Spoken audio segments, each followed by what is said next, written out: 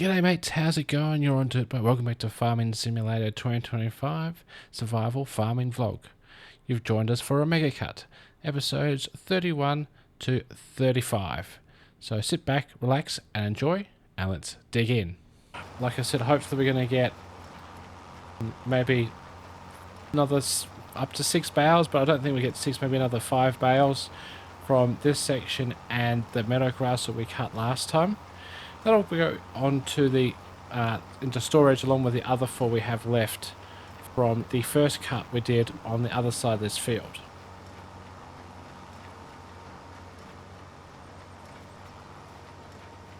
And this will be used to feed the goats we got in the last episode. So yeah, hopefully this will be enough to support them through the winter time as the numbers increase, but also as the meadow grass yield drops and the availability drops. Obviously in the middle of the year in June it's going to be at its peak growing season, so there's plenty of meadow grass for them to eat at the moment, but as it gets closer to winter time, then yeah, it will be not as available.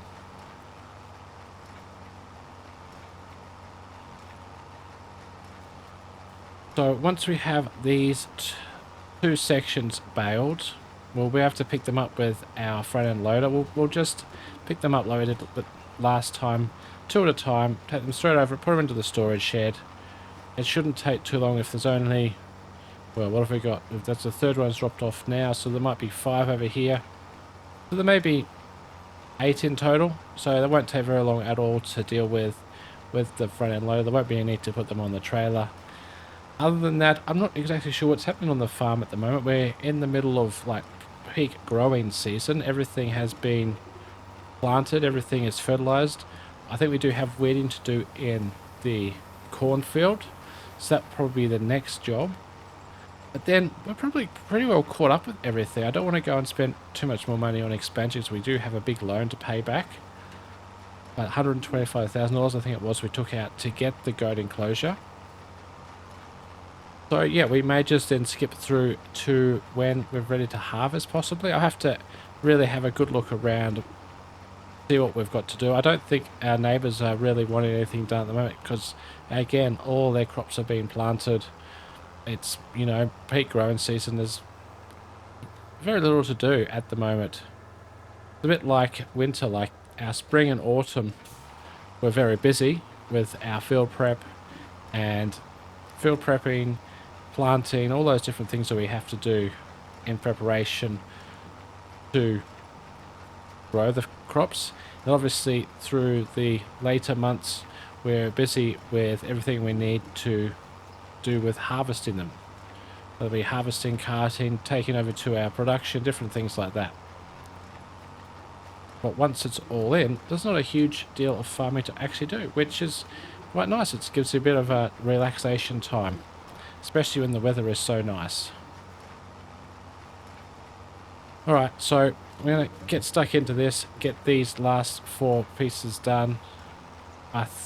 We'll do a bit of a time lapse, but it's not going to be very long. It shouldn't take very long at all. Probably start picking them up as part of the time lapse, so we'll bring you back in once we've cleared the way these bales. We'll see you soon.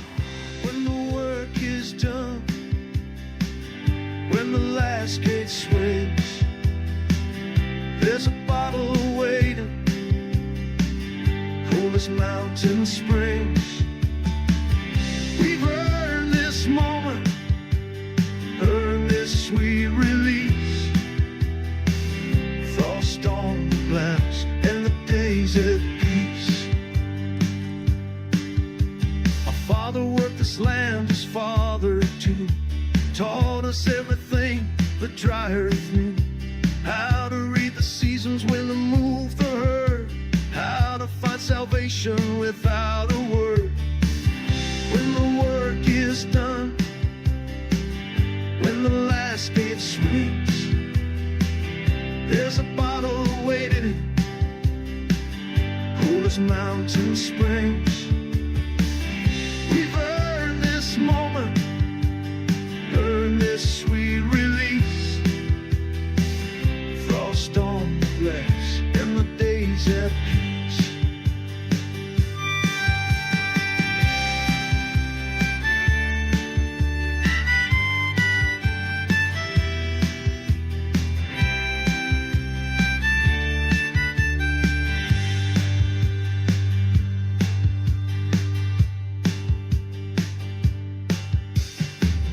chase horizons they can't see. We chase cattle and our own 2 feet. Simple truth in honest sweat and soil. Simple reward for honest toil. And when the work is done. There we go. That was an impressive amount of bales, I think, to get from the 2 areas. So I don't get an exact count, but we can probably work it out from what was in there already. We'll have a look once we get the final 2 bales stacked up in there. I'm pretty happy with the amount that we got, and I'm sure that this is going to help keep our goats satisfied through the long winters. So as you've seen in that time lapse, you would have seen that I did get the mower back out again, and just to take a little bit more grass, because we got to like 98% of a bale or thereabouts, and I thought, well, we might as well just get the mower out and just get it completely done, so we're not leaving any grass in the baler, which wouldn't be a good option.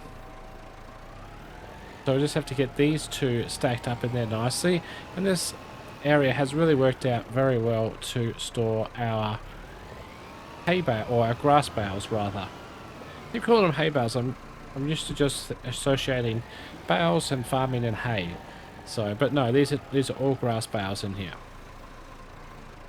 We may get a TED up for the next time we do this work. Just try to get them in here without causing too much of an issue. Must be caught on something. Let's try that again. I'll just try it back out and I'll line up again and see if that will be better. It seems like it's alright. Now let's just ease out so we're not to cause them to fall or cause the stack to crumble. Like that. Ah, come on. These bales really don't want to come off the floor because they like it on there.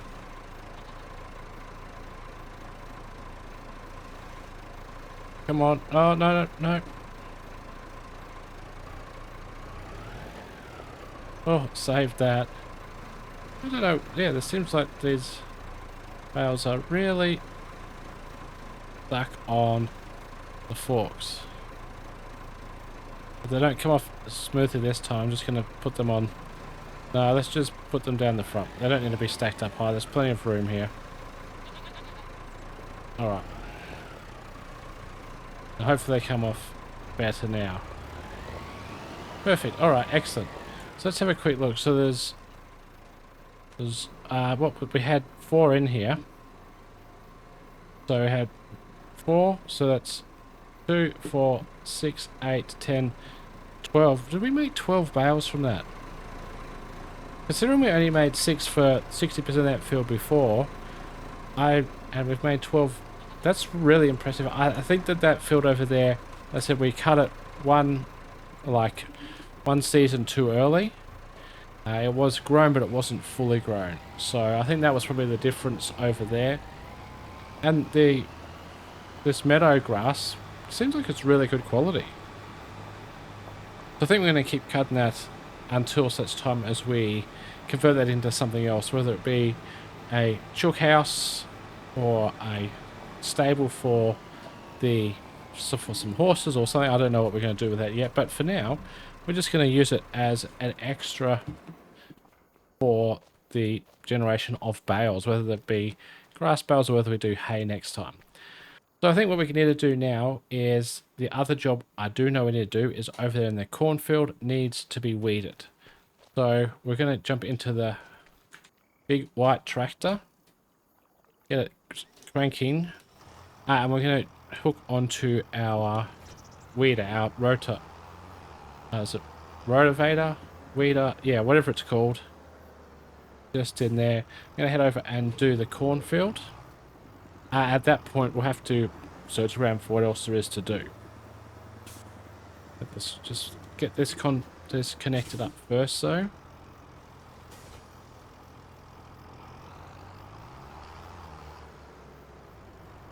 Alright, so away we go in the cornfield with the weeder. So I just want to jump out and just check to make sure it's working properly. So it's very hard. There is some weeds in here, but yeah, there's a few weeds exactly like that one there. So let's have a quick look in or behind where it's been done, and it looks like it's all nice and clean. Yeah, so this weeder seems to be working properly. So let's jump into the tractor and we'll get underway with this work. Alright, and away we go again. So this shouldn't take us too long. This is a marvelous piece of equipment, this weeder. So yeah, it's really quite efficient. So I think the best thing to do is we'll just jump out, get this done quickly as a time lapse, and then we'll bring you back in a few minutes. So sit back and I'll see you soon.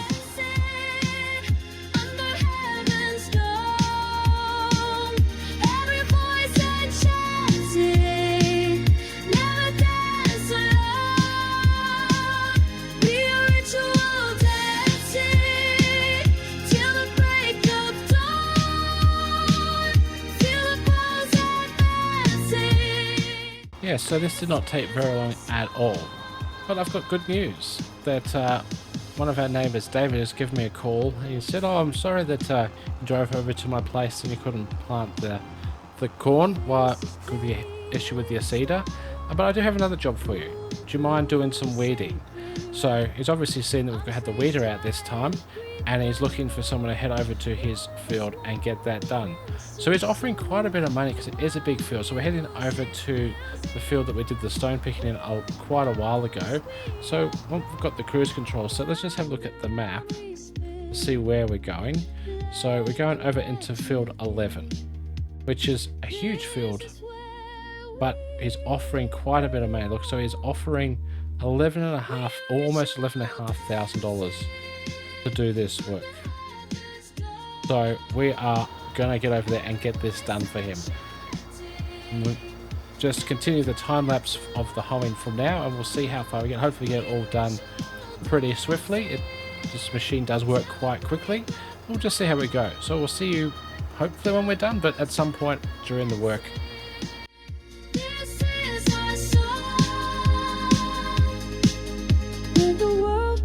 Cold and strange, when we forget our sacred names, we'll remember this one night. Bodies moving in the light. We are ritual dancing under heaven's stars.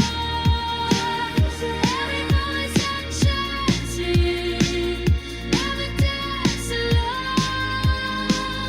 We are ritual dancing till the break of dawn. Feel the pulse advancing. This is our song. This is our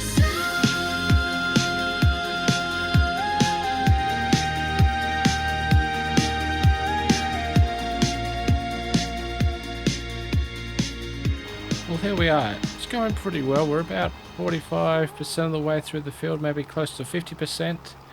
It's taking a little while, but not too long.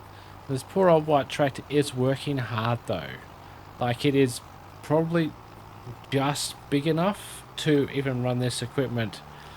But then when you throw in some hills like these, even just going up this slight grade, it is really dropping back the speed, and it is really working hard.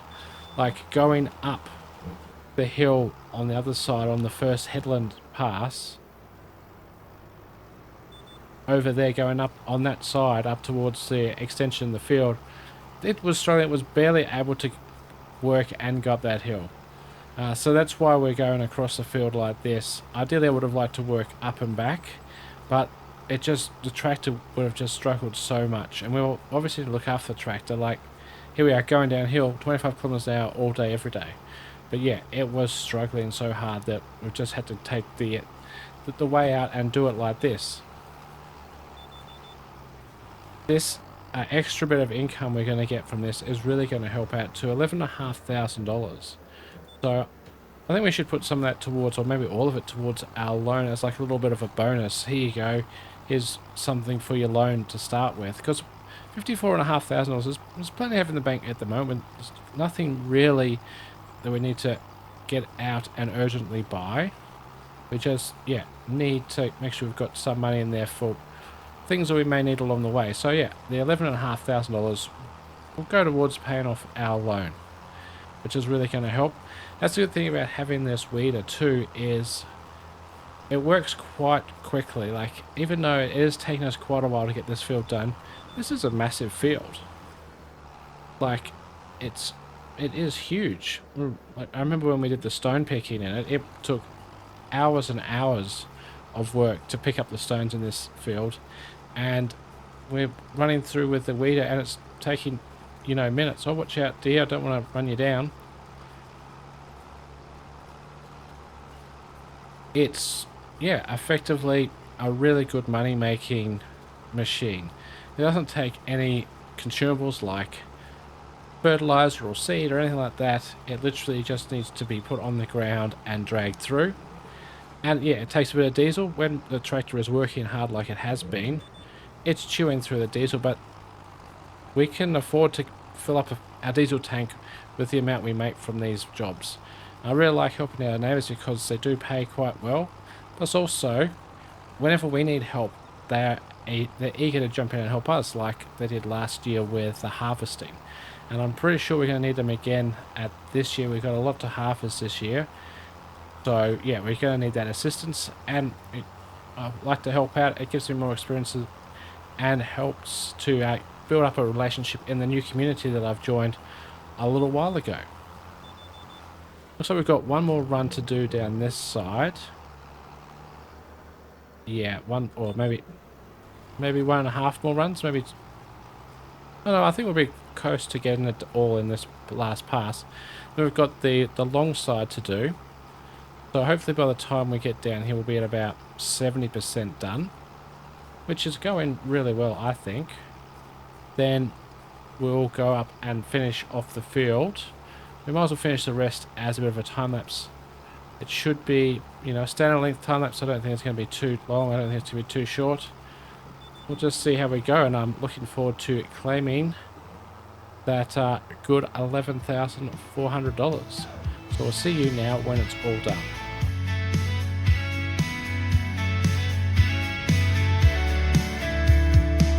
Dusty boots on a digital plane, twangy guitar, synth frame, sunsets glow, a pixelated hue.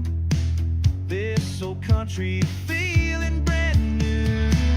Me a prairie where the tumbleweeds roll to a drum machine beat, losing all control. 80s echoes and a cowboy squeal under the stars, wild and free.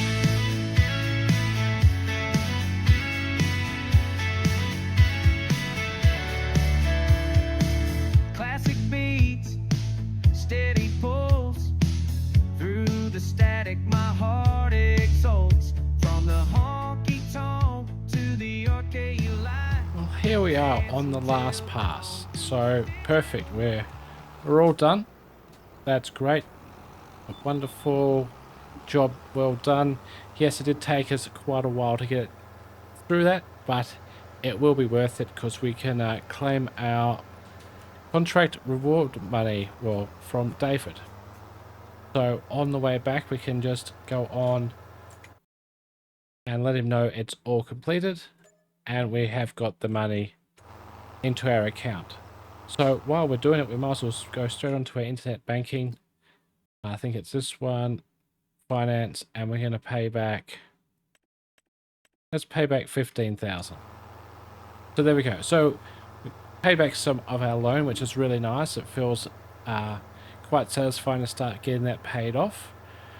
I know that we're going to have plenty of income coming in from the goats at some point, and they'll also go towards helping pay that off, but it is a bit of a longer term ambition, that especially if we start processing the milk into another product that we can value add, i.e.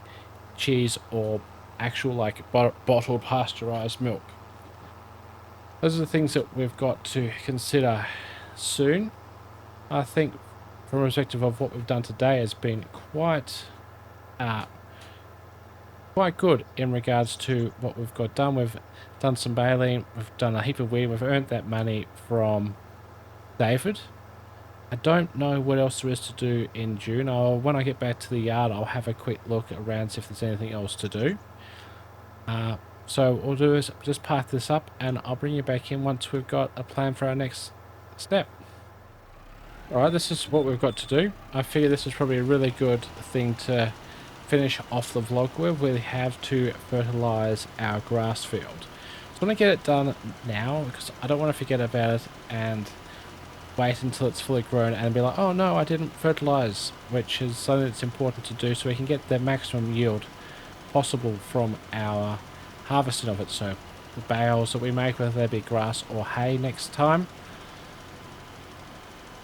I think that all the grass, or you know, potentially, well, actually, if you think about it, we've got plenty of grass now. Maybe hay would be a good option, or alternatively, if we do get another cut, we may have to do silage and ferment and sell the silage. We would need to get a wrapper for the bales, which I think it'd be possible to do. I'm sure that the store has probably got one, but I don't know if they've got a square bale wrapper, because we do square bales, so that could be a thing. So let's just get this on cruise control, and let's have a quick look at. Oh look, there's a nice mower in the used vehicles like sale tab, which may be a good option. You know, we've got to make sure we don't get out of control with this.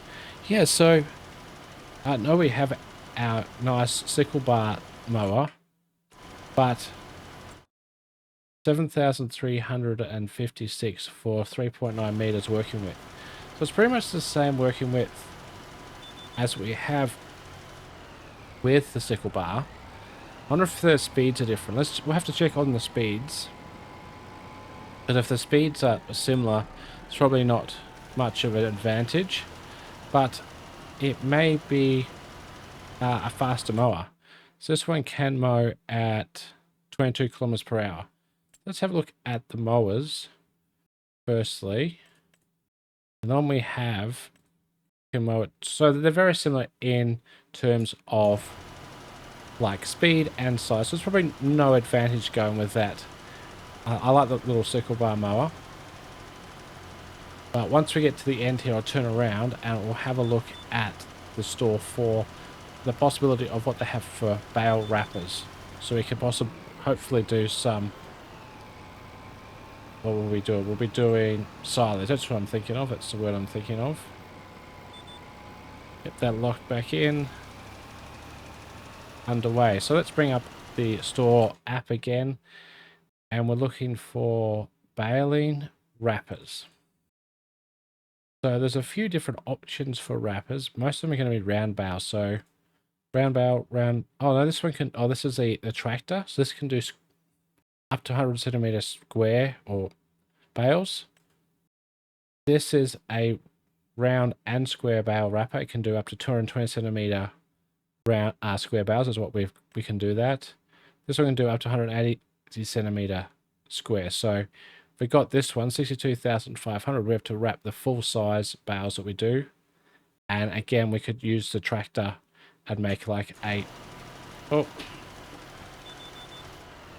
I've been not paying attention to what's going on and we've overshot the field, but luckily it was just a bit of fertilizer. Yeah, so I think that might be a good option. Obviously that's quite expensive, so I don't know how much we'd have to make from silage. So let's just have a quick look. So it was 62,500, and then we'd need to look at the prices we can get back for silage. So it'd be under the S. So a maximum of $366 per ton. There's, well, per 1,000 litres rather, because it's based on litres, not weight. And there's about 6,000 litres per bale.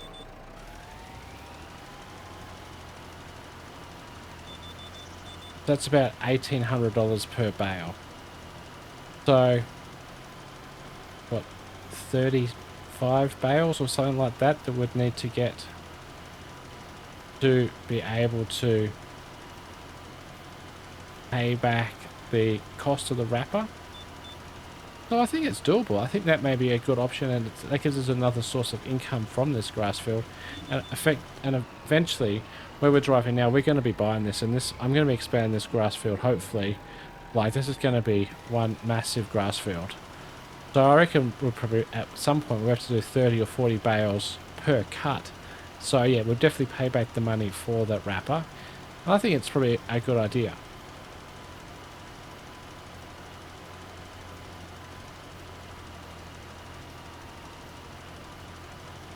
I'm just worried that this seems to be putting a lot more fertilizer on this section of the grass than the other section. I'm just trying to work out what the issue is there and why that's occurring. It seems like our inbuilt automatic detector is detecting a different crop in this area for some reason. Very strange. I think it'll be fine. But maybe it's better if we just leave that section until the next vlog when we've moved forward again, and it may have corrected itself. Because I don't want to be wasting fertilizer, because it's quite expensive stuff.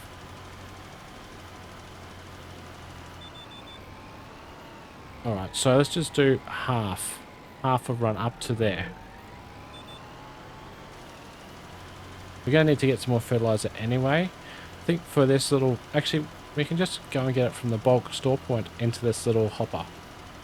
I do like this little one. It's really quite good just for using on these smaller areas, or just doing a bit of fertilizer. It's definitely too small for doing lime. We've established that very well and truly early on.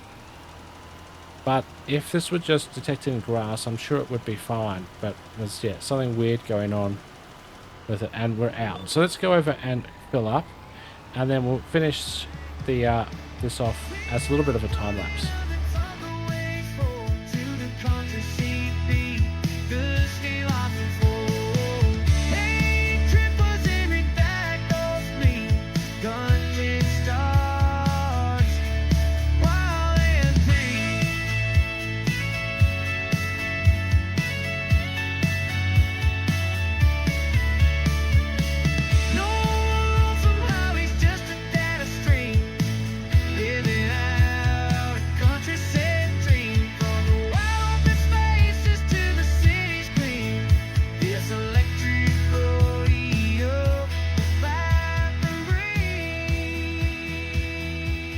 Alright, just this last pass to go, and the main part of the grass will be fertilized. Like I said, I don't know what's going on with that right in front of us. Maybe it needs to grow a bit further for it to actually be detected correctly. I'm not sure. So we'll revisit that in the next vlog when we move forward.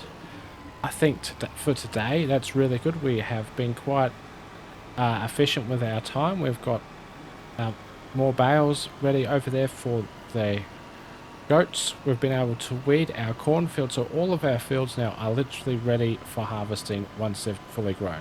There's nothing else for us to do in regards to that. Also made a good amount of money from a contract from our weeder as well, so I'm very happy with that. If you're keen to see how everything goes with the harvest, which will be coming up very soon, please do remember to like and subscribe. Remember, keep your boots dirty and your bites clear, and I'll catch you next time on DirtByte. G'day mates, how's it going? You're on DirtByte. Welcome back to my survival farming vlog. It's August now. The last bit of time has been quite bad weather. It's been raining, thunderstorms, it's been quite wet. So we haven't been able to do very much farming at all. We're making sure to keep the goats happy. They're all going good. They had a nice big solid shed to be sheltered in during the thunderstorms while I've had my little tent.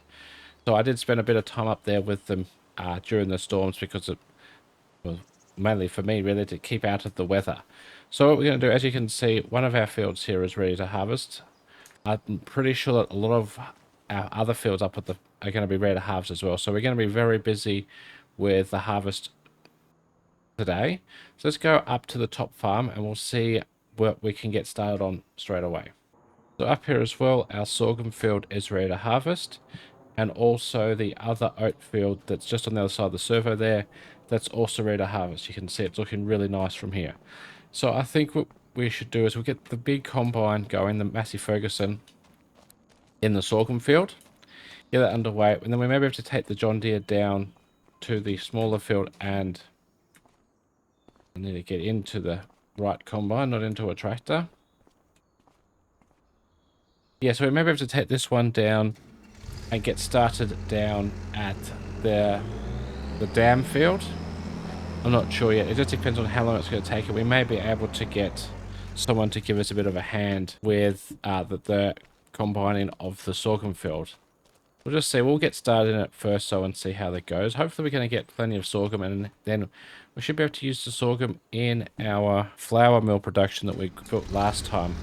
Or ages ago now, rather. But we had intended to put the rye in, but it didn't work for some reason. So hopefully sorghum will be okay to run in the mill.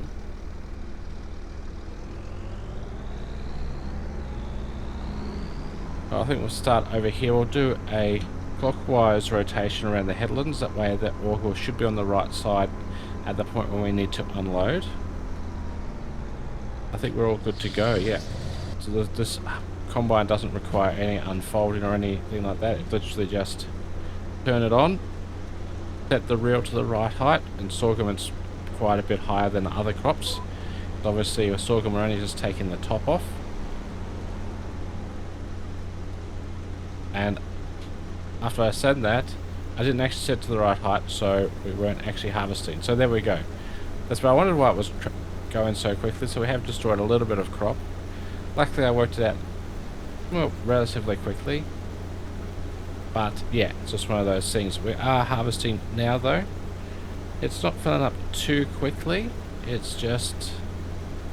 oh yeah, I reckon we're going to get a fair bit from this field though, because it is quite a sizable field. I do know, so there is rain in the forecast, so at some point we may have to stop with the harvesting, because we can't harvest in the rain because that will reduce our yields, which is not what we want.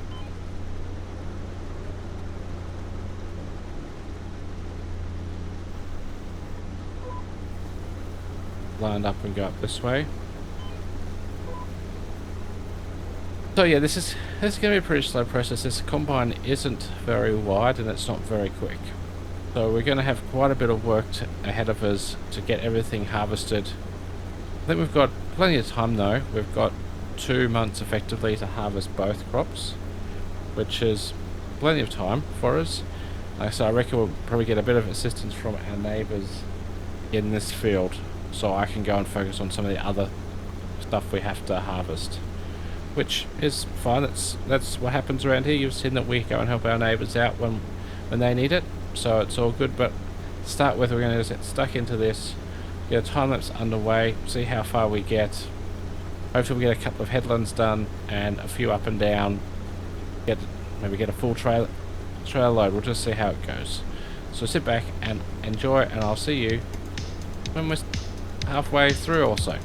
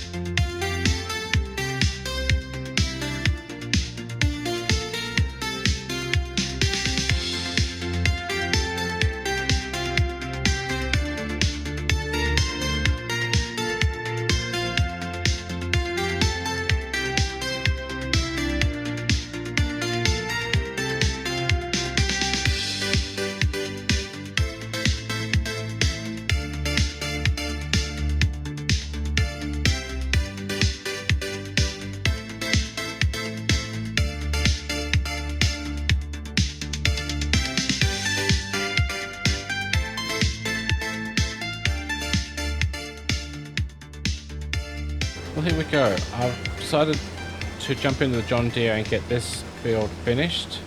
So like, and we've got one of our neighbours over there, Noah, he's come to help us out. So I put him in the big harvester because it just makes sense.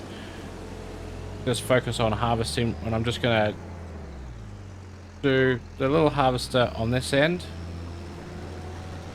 And obviously do the grain chasing with the tractor as well.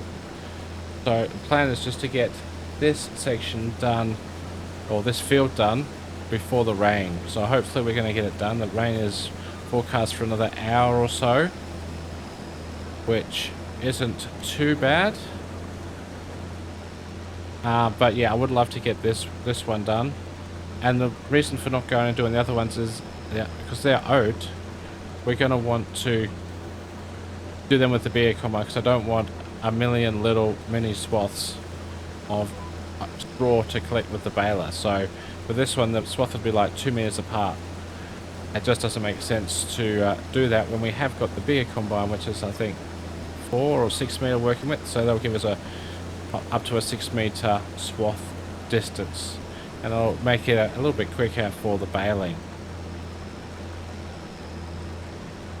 The thing about this little harvester is it's got such a small tank and it fills up very quickly. We're already up 50% full pretty much.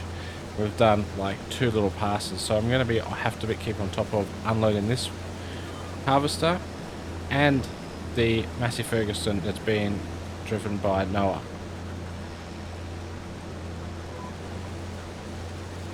Oh, well, it looks like it's done. Gotta move over to the next one. So yeah, I think it'd probably be wise that when they spin around with the Massey Ferguson, go and jump back into the white tractor and chase them up the field, because yeah, it's looks like they've got about 80% full grain tank. Let's go over there and jump in the white, and we'll follow them up.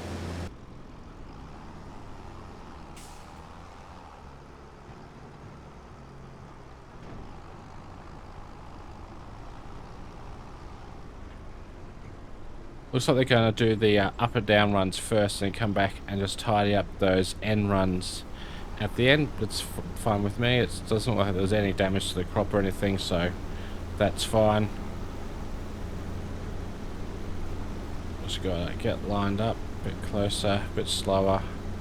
Put it in the front trailer first if we can.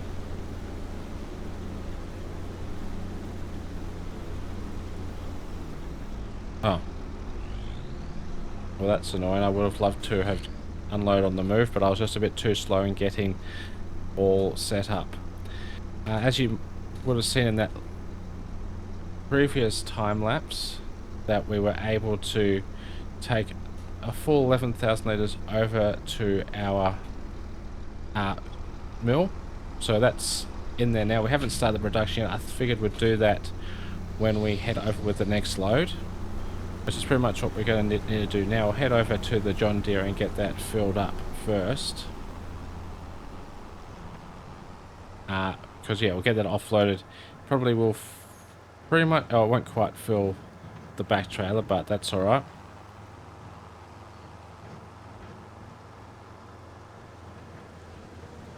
Gonna put the pipe out. I think that'd probably be about right.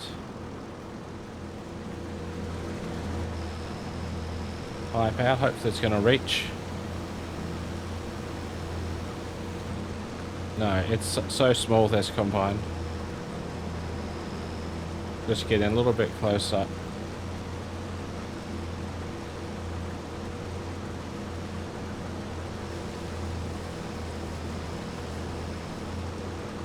There we go, nice. Yeah, there we go. I've just noticed that this combine also needs some fuel, so probably need to get that filled up. I should have enough to do this field, but we'll have to fill it up afterwards because we don't want to run it out of diesel. So that's pretty much a full load. We're at 91% full, so we'll take this over to the mill. I don't know how much we can actually put into the mill. So we've taken 11,000 litres already, which is quite a bit considering the size of the mill. I'm pretty confident that we're going to fill it with these loads, and the rest will have to go into storage. Yeah, it being such a small mill, it's going to take quite a while to process, so I don't anticipate making any real money from this for probably another 12, maybe 8 or 12 months or something. But while that's emptying, we will go and start the production up, so it's starting the work. So here we are. So we've got sorghum. So activate that. Oh, yeah, we can put a lot in this. Yeah, so we're gonna have to put the entire field into this production, which is really good. Didn't anticipate that it would have such a huge capacity for such a small production. But obviously, yeah, it must be fitting in there somewhere.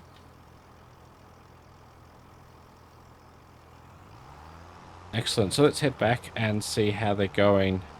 The Massey Ferguson may already be at the point where it needs to be unloaded again, so we mightn't get very much done with the little John Deere. We may just be focused on carting, which is fine. It's a critical part of the job as well. It's important that we keep the... Oh, here we are. It's starting to rain. Yeah, it is. It's just starting that we're gonna have to stop the combine. Go up and see Noah and say, hey, look, we'll just have to pause it for a little bit. There we go. Yeah, so we brought the combine up so we can unload what was in the hopper. We'll get this down to the production as quick as we can while we got that bit of rain. It's not raining too heavy. It just, I can see a little bit of a few spits around. It probably wouldn't actually impact us, but I just want to be cautious and make sure we're not going to be losing any yield from our crop because of it.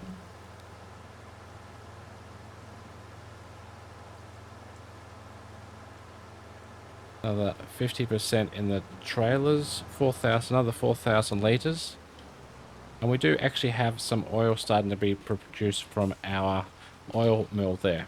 So while that is unloading, let's have a quick look at our oil. So we have 1 pallet worth of sunflower. So we've got 1 pallet of sunflower oil. We do have some canola oil in there, but we have 1 pallet of canola oil that looks like it's going to be able to be produced soon. We've run out of canola, so we probably need to turn that off. We don't want to be spending money yeah, we're completely out of canola, so we're going to need to plant some more canola next year. So we should be able to connect and deactivate that. We've got heaps of sunflowers to still process, so we're still going to make plenty of sunflower oil, which is really good.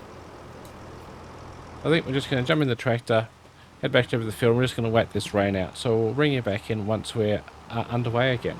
Alright, we're back underway now. It actually got quite heavy. It was a bit of a thunderstorm that went past, so we'd have to wait till like 12:30 for the sun to come out and really dry the crop up again, but it is all good to go.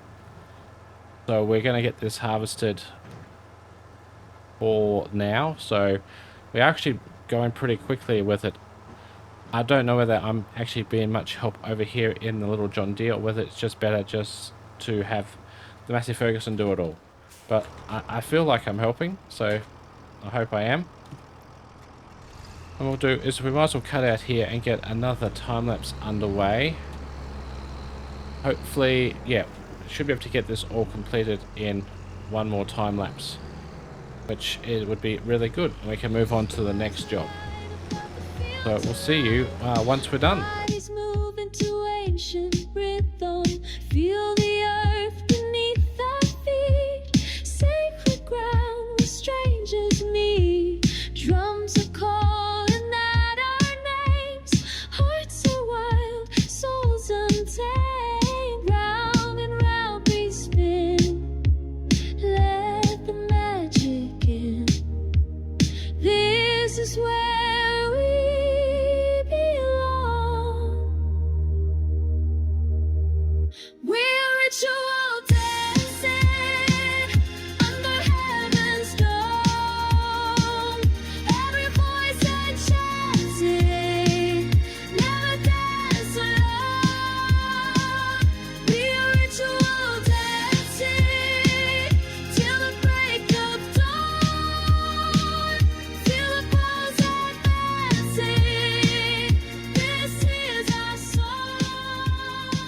Okay, so yeah, I screwed up a little bit. I thought that our combine would have plenty of fuel to finish off that harvest. Turns out it didn't, and I've run it out of fuel in the field. I've used the front loader hopefully to move it out of the way enough so it doesn't get in the way of the main Massey Ferguson getting in and getting the rest of that field done. I've also gone and got this fuel tanker. Now it was $3,800, which is quite expensive for a mistake that I shouldn't have made. And I don't know how well it's going to actually go filling it up in the field and getting it going, because diesels are notorious. If you run them out of fuel, they can get line locked, and I'm concerned that that's pretty much what's going to happen to our combine. So I'm going to go, you can probably just put like maybe 500 litres in the tank, but don't want to spend too much on the fuel. So like that'll do. We'll go and see if we can get it into the combine and get it started. We can get it started and just get at least out of the way of the Massey Ferguson. That would be good. I hope it's going to be out of the way, but I couldn't really move it very well because its combines are very heavy. So yeah, but let's see what we can do if we can get this sorted out very quickly. So if we park that there, we should be able to go. Just watch the tines. I don't want to get hit by them. So I got the combine out of the way, I think, but my tractor is not out of the way. So yeah, that's a bit of a problem. Let's just see if I can get this worked out so we can get some diesel into this combine. There we go. I just had it on the wrong side, I think. So I think that's gone. Oh, let's just try it in the combine now and see if that's going to work better. Yeah, it is. So we're all good now with the combine. Let's just see if we can get it started up. Okay, it started. But the question is it just going to continue to run? I think what we need to do is we need to get this harvest this very little piece here and get it emptied in case it so much of a rush I'm actually like hitting our tanker. Alright, so let's just hurry to get this. Where's our trailer? It's all the way up there. So I want to get this emptied as quick as possible because I fear that it may end up causing an issue and it just might stop.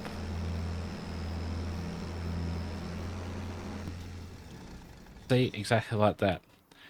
Oh, this is not good. Alright, it's to keep starting, but I need to get this unloaded as quick as possible. Oh, it stopped again. Oh no. I want to get this. Yeah, we're at least we're there. So let's. Yeah. Yes, excellent. So I'm going to turn off. I'm going to fold it, and I'm going to turn it off here as soon as it's folded up.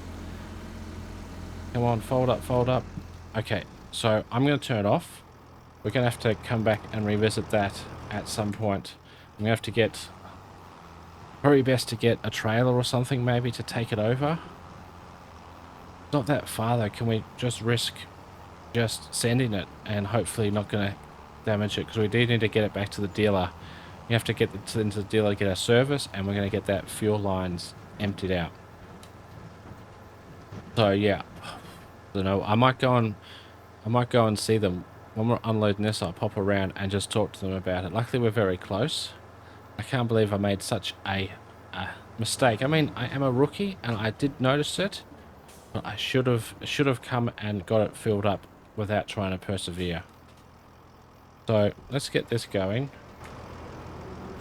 and I can just literally jump across the fence, climb the fence, and go and see them at the service department. So I'll see you once I've had a bit of a chat to them. Okay, I've spoke to them, and they said they would recommend that we just try climb the fence. They would recommend that we just try and drive it over. They said it shouldn't do any more damage, they don't think, because it's literally just being starved of fuel. So it's not like it's going to be causing too much damage. And they're quite happy to get it in as soon as we get it over there to have a look at and get the service done and get it all fixed up for us. So We need to get a service anyway, but it's just an added cost, which is a bit unfortunate just because of not understand how much actually we had in the tank. But we're going to head over, we're going to empty off the Massey Ferguson combine first. We'll get that all finished up, and then I'm going to attempt to drive the John Deere over and get it into the service shed. I wonder how much is left in this combine. Hopefully not, well, hopefully a heap. 4,540. Start the engine. Noah's obviously turned the engine off when he left, which is good. Save some diesel, and obviously we've got issues with diesel. So yeah, I gotta be paying more attention. I think it's best if we top up the tanks of the combines before we start the harvest. And this one's got half a tank, but maybe we should top it up as we're heading over to the oat field, just so we don't have the same issues again. Alright, so that's all the sorghum field harvested. And yeah, we just have this last trailer load to go into our U-Butte mill. And then we're going to attempt to take the John Deere over. So I'm going to empty this out. I'll meet you back over in the John Deere when we're driving over. Okay, so here we go. We're just going to get it over to the shed, and they will be able to sort it out for us. So let's hope it's not going to have too much trouble getting over there. Working pretty hard coming up the hill. Ah, it stopped again. See if we can get it started. Yep, we can. Come on, combine, just stay on for a little bit longer, just not that far to go. Keep it going. Alright, let's just try and see. We're almost there. We're almost there. Here we go, yep. Oh, it's just conked out. I think we're there. I think that we have to work on it here. Go and see them. Yeah, that's it. That's fine to leave it there. They're going to come and look at it. They'll do the bleed and whatever they need to do out here first, and then they'll take it in to give it a nice service. So luckily we got there. They said, you know, it shouldn't be too expensive. Service is going to be a little bit, but then yeah, obviously the cost of bleeding it and getting it all changed. They're probably going to change the fuel filter and everything on it as well, just to be safe. Which, you know, it makes sense. Hopefully it's not going to cost us too much. I mean, we literally only harvested about, what, 2,000 litres with it. So, yeah, it's probably going to cost a lot for that 2,000 litres. Let's get the Massey Ferguson fired up. Noah's finished now. He's gone back. He's no longer needed. It's just for these bigger fields that we need that bit of extra help. So we have an oat field there to do, which we can do. Like I said, I'm going to actually pull into the servo and chuck some diesel in before we move ahead, so we don't end up in the same situation. Hopefully that's close enough. Yes, it is. Probably going to cost a bit to fill up a combine, I would imagine. Oh no, $220. That's actually not too bad. But it was only half a tank, so.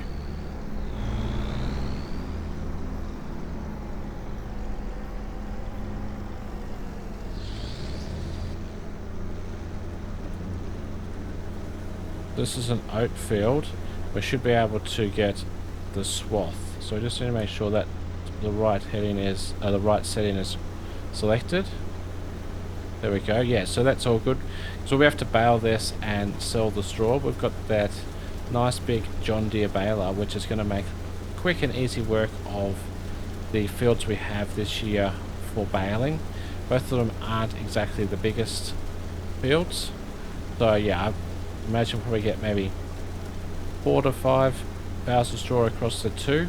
Something like that. I'm not 100% sure. We haven't really, well, we definitely haven't used that baler yet for picking up any straw. I don't think we've actually baled any straw. We did collect it with the loading wagon last time, if I do recall.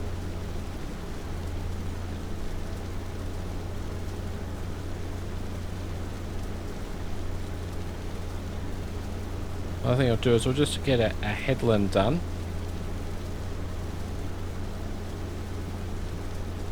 And then we might just call it for this vlog. The next time we come back, we can finish off the harvesting of the oats and then the baling. One thing we probably have to do, we haven't done yet in this vlog on camera, is go over and check up on the goats. So we may do that. We'll get this headland done first though. Quite a nice field extension we've made with the removal of the trees in the last few efforts we've had on that. Because like this end of the field is obviously the widest, and by expanding it lengthways we'll also gain width as well, which is all really good for making more and more crops, whatever it is we put in. In this instance it is oats, but whatever it might be next time. Come on, get driving straight forward. Alright, so we just have this long run to go. Actually, we're filling up quite quickly. We're already at 42%. So hopefully we'll get maybe 10,000 litres off this field, maybe 12. And then the one down to the dam, probably maybe 8 in total. That seems pretty reasonable. Yeah, maybe 10 for here and 6 for down there. Let's make... So 16,000 litres all up is my guess for oats for across the two fields. Almost finished down this side, and we'll just do across the end, and then we'll nip over and check on the goats and see how they're going. Make sure they've got enough food, make sure they're in good health, and we'll check up to see how much milk has been produced. I don't think we're at the point where we're going to be selling yet. It's probably another another little bit of time off, and then we can also get another production if we want to turn that milk into a value added product such as cheese. But I don't know if we're there yet. We may just sell the raw product to start with.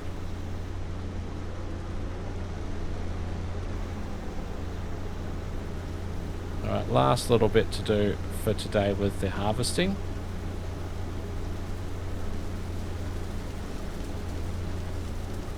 Perfect. And then 75% of the combine just in one lap around the headland. So let's shut that off and jump out. Let's gotta run into the header. That wouldn't be good. Yeah, so let's go and check on the goats. In the previous episode, I think we had some issues with the fertilizing of the grass field. I don't know what was happening, but I was able to do that during the last episode, or between the last episode and this episode.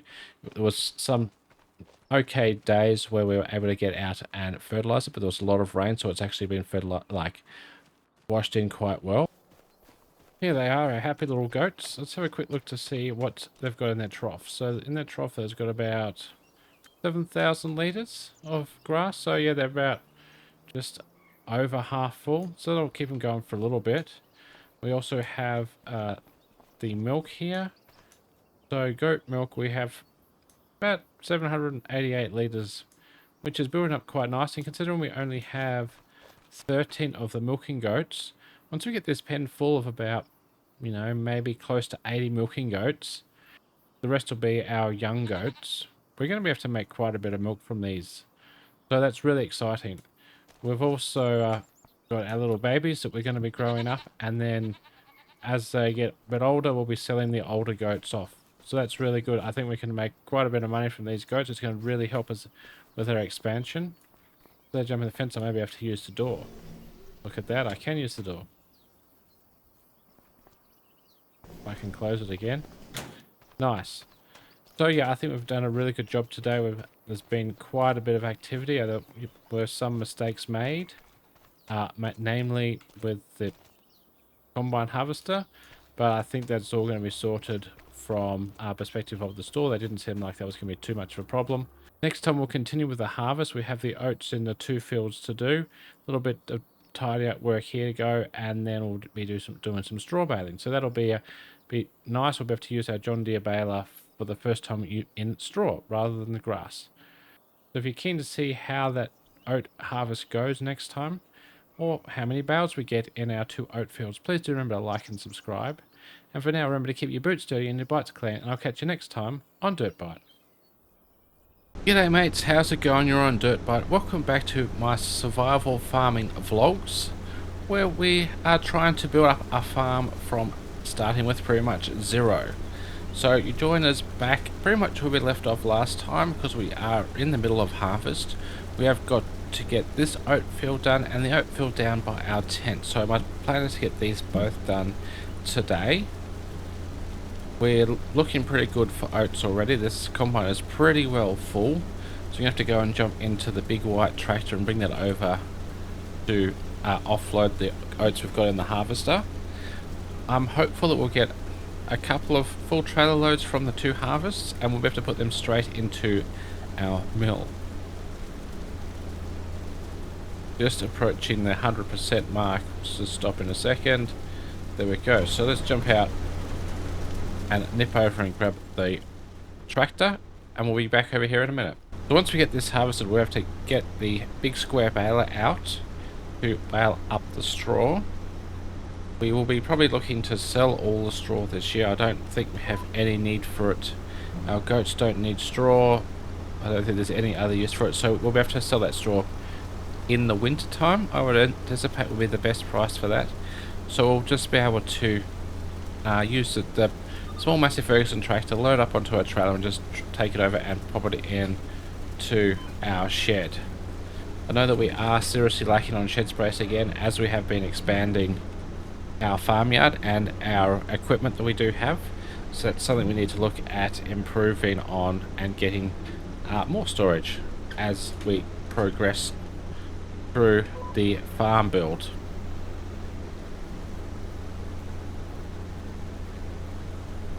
It shouldn't take too long to do both of these fields with the oat harvest, so I think probably going to be best just to jump straight into early time lapse, get both these fields done. We'll have to see the total once we have got it all done, and this should all fit into the mill. And even though it's a small production, it does have quite a substantial size hopper or storage or wherever it is, wherever it's been stored, as we found out last time. We'll see you very soon once this is completed.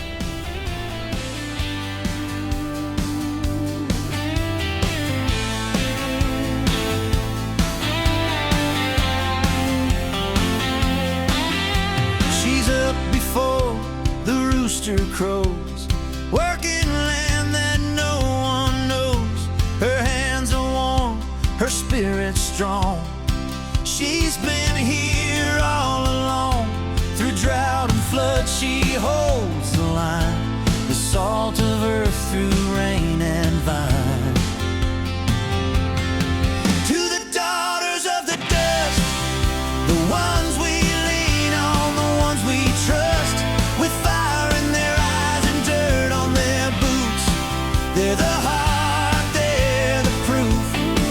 To the daughters of the dust, to the daughters of the dust.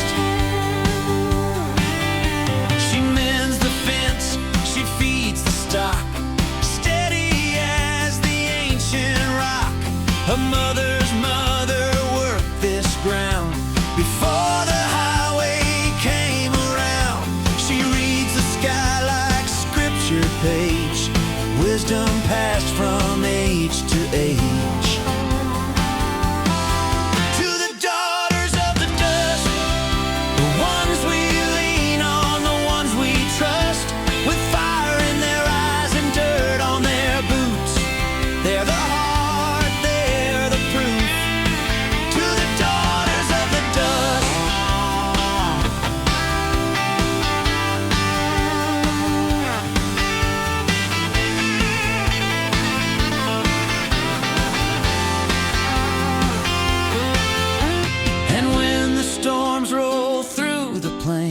She bends but never breaks or wings. Well, we're getting through this field. Better not run over the weight that's still sitting there. And we've got 4,380 litres so far from probably 80% of the field. Now this field takes a lot of work.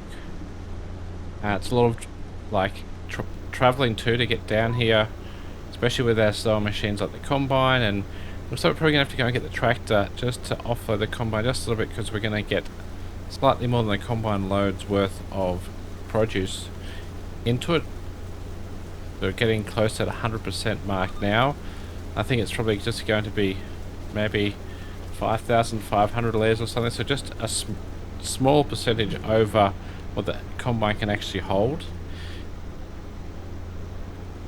which is another bit of an annoyance, because obviously to get down here with a tractor and trailer, it's just a bit of a pain when we could have just like went back up with the combine with a full load and had the field finished.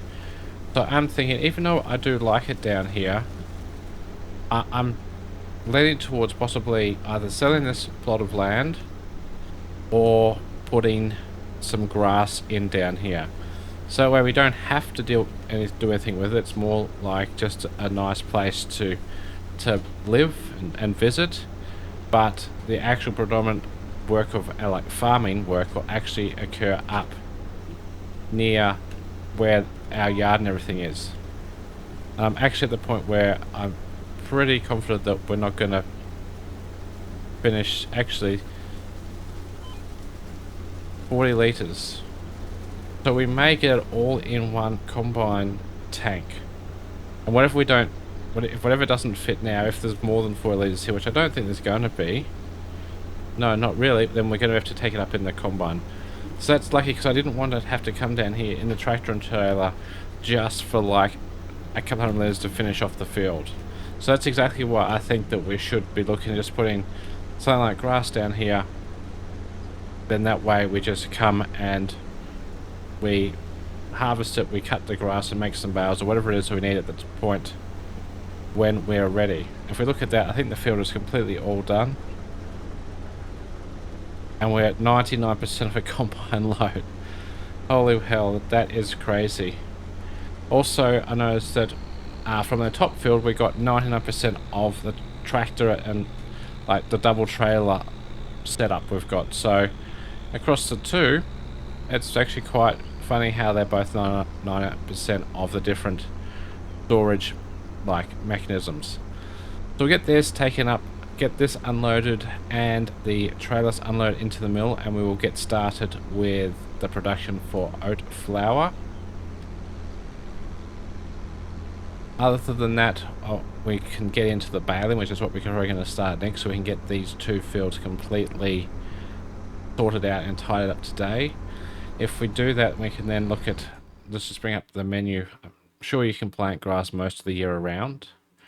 So let's just sort of grass, yeah, we can. And I think the only other option could potentially be, no, I was thinking not on, we can't plant it. So it's like clover or alfalfa. I don't think we can plant those crops around this area. So it's got to be, yeah, it has to be grass. So we're going to put grass in there. That's 100% confirmed now. We'll get that done as soon as we can. Possibly not this like day, but it will be in this vlog that we get that sorted. And that can be growing, and if we need more feed for our goats, which I don't think we will, but we can just, yeah, harvest it as required then. Now no, it's just a small patch of oats that wasn't harvested here. Let's see if we can get up to the 100%. No, not even close. Still at 99%. We are, what, 22 litres off completely full. But like I was saying, we should be able to just empty this straight into the production. I'll put the auger out and get it try and lined up where I think it possibly is. Just there, perfect. So while that's emptying, let's go and grab the big white tractor. Once we've got this offloaded, we'll be able to jump in, well, continue with the white tractor and get the baler on and get it sorted out. So I have some things to tie up, like I still have the stump grinder here in the middle of the road that's a bit of a problem. So I want to get them things tidied up today, as well as getting these fields baled.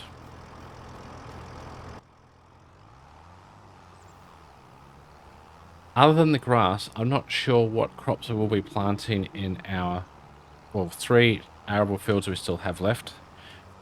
I have to look into it. I think that we may be nice to do root crops again, possibly even sugar beet again. That was quite a good crop to do. I enjoyed doing that, and with the bucket, it didn't actually take too long to load up and sell, and we did make quite a bit of money from that, which is exactly what we're here for. We're here to choose the right crops that's going to make us good money. Alright, so let's get this packed up without trying to hit my trailers. Should be able to just go around. Yep. So we're not going to need this header anymore this season. We've finished our combinable crops. We do have the corn to bring in soon. That might be ready in the next couple of months. But I'll leave the header on for now. We'll just drive it straight into the shed where it lives. And then we can change over the header and stuff when we are ready to do the corn in the upcoming episodes, upcoming vlogs. So we'll shut that down now, and I'll jump back into the tractor and we'll finish unloading. Alright, the last bit of the oats is going in. Now we can go around and check on how many leaves we've got in there, and we have to start the production up for the oat flour. So for oats, we've a total of 15,904 litres, which should make us a nice amount of oat flour. We'll get that going. We already have 365 litres of flour produced, so it's going to take a little while for that to be fully underway and getting some flour spawned in here. In regards to our oil mill, let's just check on that. So we still have heaps of sunflower oil in there. Oh, sorry, we have heaps of sunflowers in there, which is going to continue making sunflower oil. We also have 1,564 litres of canola oil in there. Well, we're not going to be able to get all of that out because those pallets are 1,000 litres, and we have another pallet of sunflower oil in there. So we've got 3 pallets of oil ready to go. We'll probably keep that milling for a little bit longer and sell it a bit closer to the end of the year when there's more of a demand for those products, unless we need some quick money in the meantime. Given that we are doing the oil, I do think that possibly a good option would be to plant canola into 1 or 2 of our fields next time. That will where we continue the production of that, and we'll just sneak through there before those people get through. Yeah, that will probably be what we'll do. I'm not sure which field. We might, when we've harvested the corn, we might put canola in that field. That might look nice. Alright, pull up where at our trailer drop off. Nice. Alright, so I'm going to hook onto the baler and we'll head over to the... We might go down to the bottom field first and get that one done. Then we'll come back up and we'll finish off with the field up here near the store. So we'll jump into a time lapse and get this done.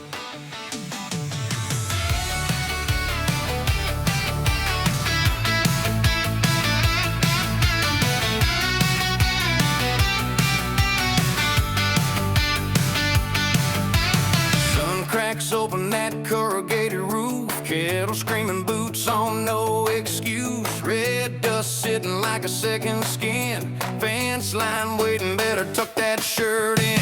Rusty Halleck's coughing up a cloud, blue wheeler howling way too loud. Tanks half empty, skies half dry, but there's diesel in my veins and a job nearby. I'm running this red dirt circuit all night, all day. Headlights glowing like an old arcade, crop roads flashing in a neon haze, chasing rain, chasing time, chasing better days. Turn it up, heart thumping like a V8 drum, from the Billabong brim to the brown back run.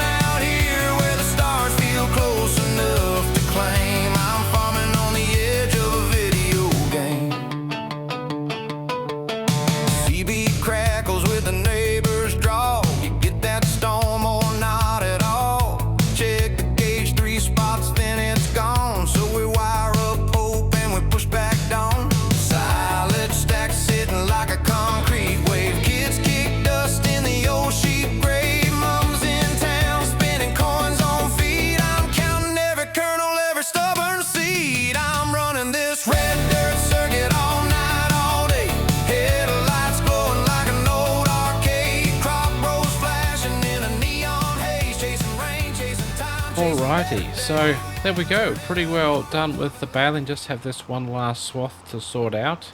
It was a really good idea starting with the baling down at the tent farm, or the tent paddock, because we only dropped one straw bale off down there, which is easy. We can just nip down there with the massive Ferguson. We don't even need to take a trailer down to pick that up and bring it back over, which we'll do in a little bit.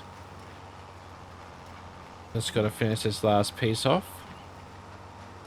So I can say that's another successful harvest completed.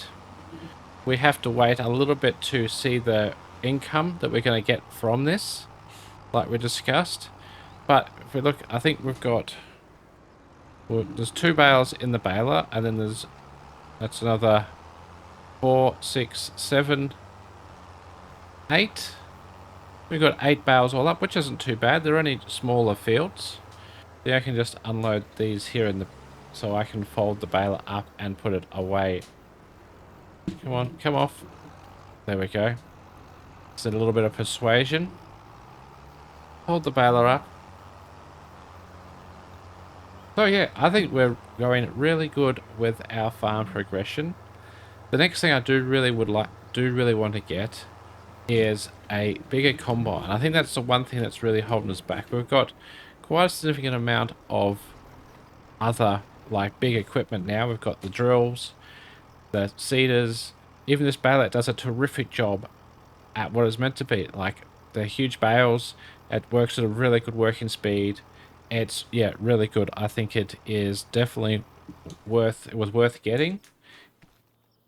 With a big tractor, this tractor is probably a little bit underpowered. Like this setup is great, but it's maybe just a little bit underpowered up the hills towing this. But I don't think we need to like upgrade our tractor just yet. The combine is probably the big one I want to update and upgrade. So we might work towards that for next season. Hopefully we can sell this off and get something that's a bit wider, maybe a bit quicker, maybe a bit bigger hopper, because we are getting more and more field that needs to be harvested. So I think that our next goal needs to be a harvester before we start looking at any more land. So I'm going to just take this diesel tanker down here. I'm not sure where I'm going to put this just yet. There's so many pieces of equipment and stuff that are back out, like not in a shed or anything, because we're pretty well full with the sheds. There is a bit of space on the end. Do need a bit of tidy up, but I think we can probably take this trailer out. It can stay outside. Probably put it over here near the tunnel house. We'll just put it over here somewhere out of the way. And then I'm going to head down and pick up that straw bale from down the other farm, and then we will load them all up onto a trailer. So if I can reverse this without damaging anything. It's quite difficult to reverse because it has got a very short drawbar. It just wants to spin around. And then obviously tractors don't exactly have the best turning radius. They're not really probably designed for towing or reversing such a small trailer. But we'll get this over this way somewhere out of the way. Okay, that'll do. So I'm going to nip down to the tent field and pick up that straw bale, and I'll see you back up here when we're loading up the rest. Alright, we've got this one. I'm going to grab a flatbed trailer as well and take that over to the field so we can load that up. Once it's all loaded up, we'll chuck it into the shed to keep it out of the way and undercover until later in the year when we can go ahead and sell these bales. The other thing about these bales is, yeah, we've only got 8, but they do contain quite a lot of straw. There's about 9,000 litres per bale. When, you know, they're only maybe $150 per 1,000 litres, it's still quite a significant amount per bale for a product that literally just is waste. We've taken the high quality, the high expense product off the field, and this is just what was left. So all in all, this trailer loader might be a few $1,000s. So it, yeah, all adds up in the end. Now I don't know if I'm going to have to pick up more than one without the real weight on. So let's just put one on. if I can get it all lined up. I didn't get on the forks very square, so it is going to be a little bit skew with. Like that, but we maybe have to pick up another one and square it up a little bit. I think we can just do one at a time. There's only 8. We might do a bit of first person cab view rather than the drone following behind like we normally do. It's actually quite interesting to do it like this. Hopefully I can push that one on a little bit and it'll square it up so it's a little bit neater. Just like that. Yep, that looks good. Oh well, we might as well just do a quick time lapse of this then, as yeah, I think that'll be the best way. It shouldn't take too long. So I'll see you once we're all loaded up.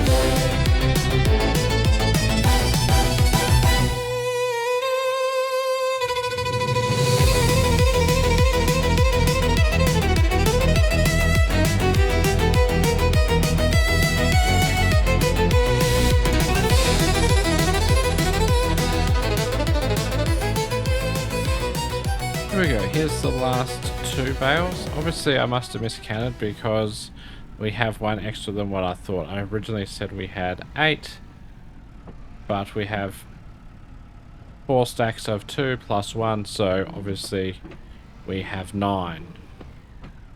Which is fine. 1 extra bale, I'm not going to complain about that.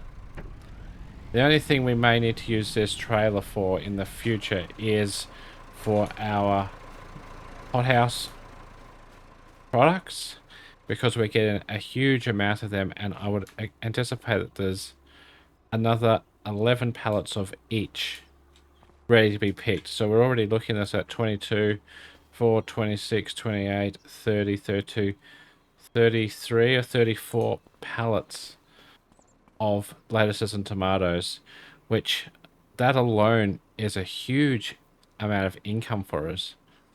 The point where maybe we should start taking some over now just on the forks. Just need to work out what we want to do with that.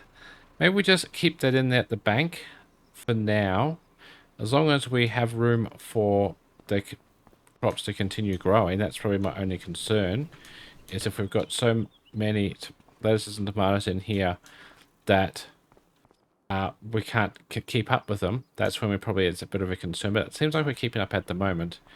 I feel as though that amount of produce we have could be enough to almost, well, half fund at least a new combine harvester. Plus when we sell the old one, that may add up. So I think that we're looking pretty good for getting a new combine harvester in the next harvesting season. We still have one more job to do with that one though. For this season we have the corn to do, and if we are looking at getting a bigger harvester, I think that we probably should go ahead and look at getting rid of the John Deere. The John Deere has been really good for us, but realistically, even the last 2 seasons we've hardly used it. And then this last year it's cost more than probably what it's made, or maybe not quite, because of my little screw up with the diesel issue. Let me just stop this off here. As you may have seen, I hooked on the stump grinder as a bit of a weight, and was able to pick up 2 bales at a time, which made the job a little bit quicker. So yeah, I think that we should look at selling the John Deere harvester. I think they're probably going to be pretty finished with the work they need to do on it soon. They said they'd get it done for me today, so I reckon it's getting close too. I'm going to hook onto the trailer, strap these bales on and take them over to the shed, put them in the shed somewhere. And then I'm going to go over and check out, or spoke to the guys over at service if they're finished, and we may go and see if there's a market to sell that combine to, or to someone else, whether it be to the store and then they on-sell it, or I'm not 100% sure how we can go about selling equipment. I know we've bought a lot, but I don't think we've sold anything other than that old trailer we had which broke, and we ended up just, it was for scrap, so it's not like that was a big deal at all. But like the store took it from me, but then a truck just came along and loaded it on with a lot of that other scrap that they had. So we're going to fit this, so we'll probably have to get it in there in front of that spreader.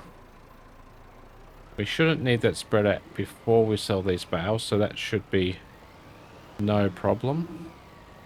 This trailer is a little bit easier to reverse than the diesel tanker, that's for sure. Yep, I think that'll do. We have about 81,000 litres of bale of straw on there across 9 bales, so I'm really pleased with the outcome of the harvest. Let's head over to the service department now and we'll see how they're going. So I'll meet you over there. Yeah, so I spoke to them. For the service, it's going to be $27, which is actually quite cheap in consideration to what they've done. We still have to pay for the diesel line stuff, which is going to be an additional. Because we're looking at selling it, I have asked about if it's worth to repaint it. They said they can repaint it, which they're going to do. For that, $1,300. For the header too, we should repair it and repaint that as well, which is fine. And then I just need to pay the fee for the diesel line works, and that was $500. So let me do that now, and then we'll have a look at what it looks like once it's all repainted and ready to be sold. Okay, so that's done. $500 is paid. Obviously, they need time to do the repainting and everything for the rest of the combine, so it's not going to be ready for us today. It's been put in the workshop. This is the brakes, but there's a spray booth in there that they've put it into. So obviously we're not going to have to see that today. We're going to have to come back. It'll be definitely the next vlog, but maybe the vlog after from then, and then we can have a look at that. And they said there's definitely a good opportunity to sell it. Once it's all fixed up and painted, they reckon we'll get some good money for it, which is really, really promising. We do obviously have other stuff to get done in the meantime. From a perspective of this vlog, I think we're pretty well there. There's not many other jobs we need to do right now. Corn is a little ways off being ready to harvest, I believe. If we have a look, quite a way off. If we look at the calendar, we're not looking to harvest that till October or November. I think we were a bit late putting it in, so most likely November, which is probably not so bad because we'll probably be selling the corn straight off the field, as I don't think there's anything we can do with it in our productions. So around December is probably when we're going to get the most for it. We can store it for a month or two, then sell it. Hopefully we're going to get some good money from it. While we have the opportunity, before we end the vlog and before I retire for the night, I figured I'd just come over here and give the goats an additional bale of hay. Sorry, bale of grass. I keep calling it hay just as I assume that bales are hay. Just a city mindset, I suppose. Let's just grab the one off the top. We should have no problem picking it up with no weight on the back. Well, technically. Well, yeah, so it is. Well, it's just balanced perfectly almost. I'll put the front down a little bit. There we go. So that should be right. We'll just bring this over and we can offload it into the trough as needed. But I'll definitely keep the goats happy overnight and until we get to look after them again. We have some goat milk there that we'll be able to sell soon. I think for this vlog though, we are pretty well there. We've had a really good day. We've done some harvesting, baling, collection, looked after the goats. I think it's all there. It's all done. If you're keen to see how we go with our expansion plans as we get bigger equipment and more farmland, please do remember to like and subscribe. And for now, remember to keep your boots dirty and your bites clean, and I'll catch you next time on DirtByte. G'day mates, how's it going? You're on DirtByte. Welcome back to the survival farming vlogs. So today we're going to be turning around our sorghum field. We'll be planting some canola. We're also looking at what we can do with our goat's milk, which is my plan this morning was to go and sell one of our pallets because we've got a full pallet worth. We've got 1,000 litres here, but unfortunately, because it hasn't been processed, we can't actually sell it like this. It needs to go through a production to be bottled goat's milk. So if we have a look at the price list that the farmers market has given us, so you can see they do not accept goat milk by itself. It needs to be bottled. So the farmers market will accept this. So we desperately need to get the dairy production up and running. So I didn't know if I was going to actually do that, but it turns out we're going to have to. So I think the first thing is we're going to have to go over and sell some of our tunnel house, hothouse production items, the lettuces and the tomatoes, a couple of pallets of each possibly, just to be able to fund the production that we need to convert our raw goat's milk into the required bottled milk. I think it's going to be best if we put the weight on because we are going to be trying to pick up a few pallets at a time. As we know, it is a little bit difficult to get into where the pallets are, just the way we put the hothouse. So I'm going to go around the back and push them forward. So I'll bring you back in once we've got a couple on the forks. We're heading over to the farmers market to start making some money. So I'm just trying to take... Okay, so we're not going to be able to get those pallets. It's a little bit of a balancing act trying to take this many pellets out once, but I just wanted to try and make it as efficient as possible to head over. Hopefully the remaining pallets will be fine to get over there.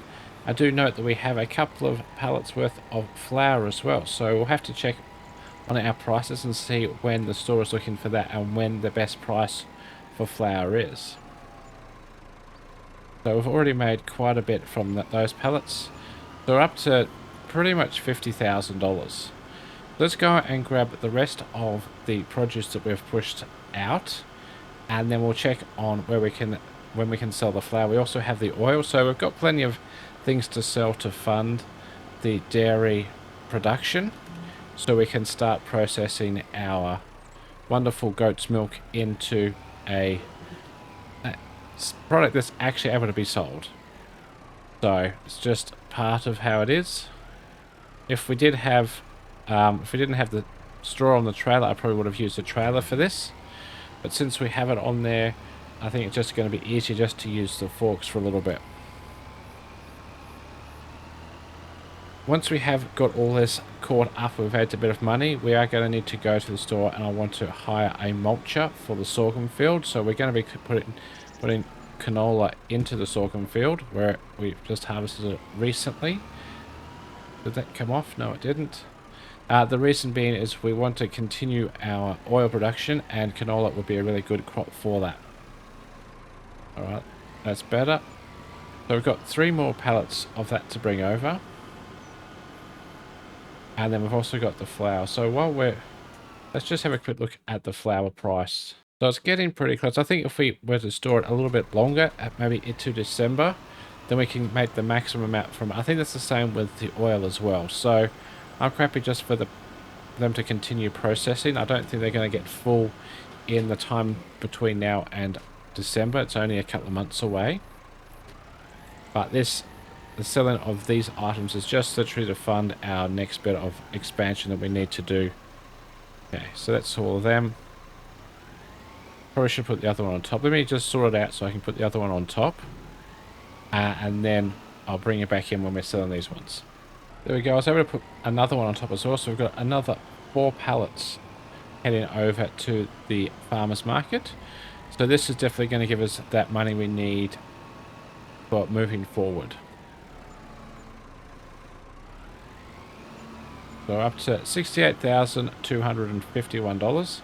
We don't need the weight on the back of the tractor now, so I'm just going to drop that off over in this vicinity, somewhere near the hothouse. I'm going to head round to the store to grab them to hire a mulcher and talk to them about what they have for a dairy production. I think they have them in stock. They've just got them like on pallets. We can reach out to a builder to come around hopefully today and get installed. So the goal would be at the end of the day that we can put our milk into the new production. Let me just pop into the store first and look at what they have for mulches. So mulcher categories here. There's a few different types, but realistically we want something that's quite wide. So there's possibly 2 options here. $21,000, that's 5.6 meters. This one is 7 meters and this one's 12 meters. I think that we should really just go middle of the road, somewhere like this. 7 meters. There's no... Don't know if we need a trash fan, probably not. No, so let's just lease this. So we're just leasing this from the store just for the use in the sorghum field. Let's get this hooked on. They did say that they had the dairy production in stock and was able to do the work. The builder, I've also contacted the builder while I was in there, and he is actually available later today to install it for us. So they're pretty basic. They just need putting together, connecting up the different things, and that's all good to go. So that's going to happen a little bit later today when the builder comes around, probably after lunch. So that'll just go in there next to the oil mill. So when that is underway, or once that's completed, I'll have to bring it back in and we'll have a look. I haven't paid for it yet. I'll pay for it a bit later when the builder arrives, and he'll hop around there, get it from the store, and then I'll just head over and pay, since it's obviously nice and close. Oh, of course. This is a mulcher that needs quite a bit of power. I should have thought about that. The Massey Ferguson was just the one to bring it over, so we're going to need the big, white, powerful tractor. Shut that one off. And go and jump into the big tractor to start this process. I just think it makes more sense to mulch this field, given the fact that there's quite a lot of stalks left over from harvesting the sorghum, and our direct drills / planter, whichever one we use, just doesn't seem like it would just get clogged up and it wouldn't work. It'd cost more time and money fixing it and stopping and starting than it would to just rent this mulcher and the bit of diesel it's going to take to run around the field with it. So this tractor should be powerful enough to run it. I don't see why it's not going to be. This is our big tractor. Just going to get it unfolded. Let's just see if we can get it running. Absolutely. Alright, let's get underway. It's going to take a little while. It's only a 7-meter working width. It can do 12 kilometers an hour though, so it's not so bad. And it's definitely going to be a lot better base for the application of, or for the seeding of the canola that we'll be getting into today. As this is going to take a little bit, I figure we'll just get a time lapse kicked off. See how far we get in one time. Let's hopefully we can get the entire field done, but maybe not. There may still be something we need to do that so the time lapse does not become too long, but we'll just work that out as we go. So sit back and enjoy.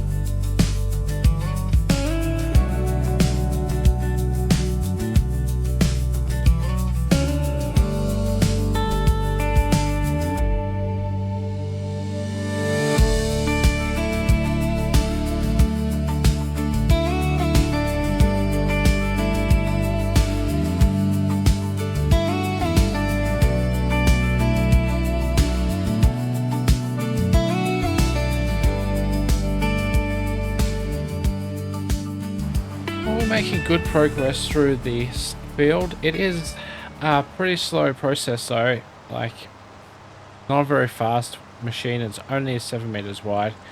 It's a prime example of why we need to focus on getting some bigger equipment as our farm grows. It's all good and well to have all the land in the world, but if your equipment can't actually process and deal with it, then it's not much point. So that's exactly why we need a new combine for the next harvest. That's probably our biggest expense when they're doing things like mulches and seeders. We can get them throughout the progress as we need to, but realistically, yeah, we need to be concentrating on expanding our equipment.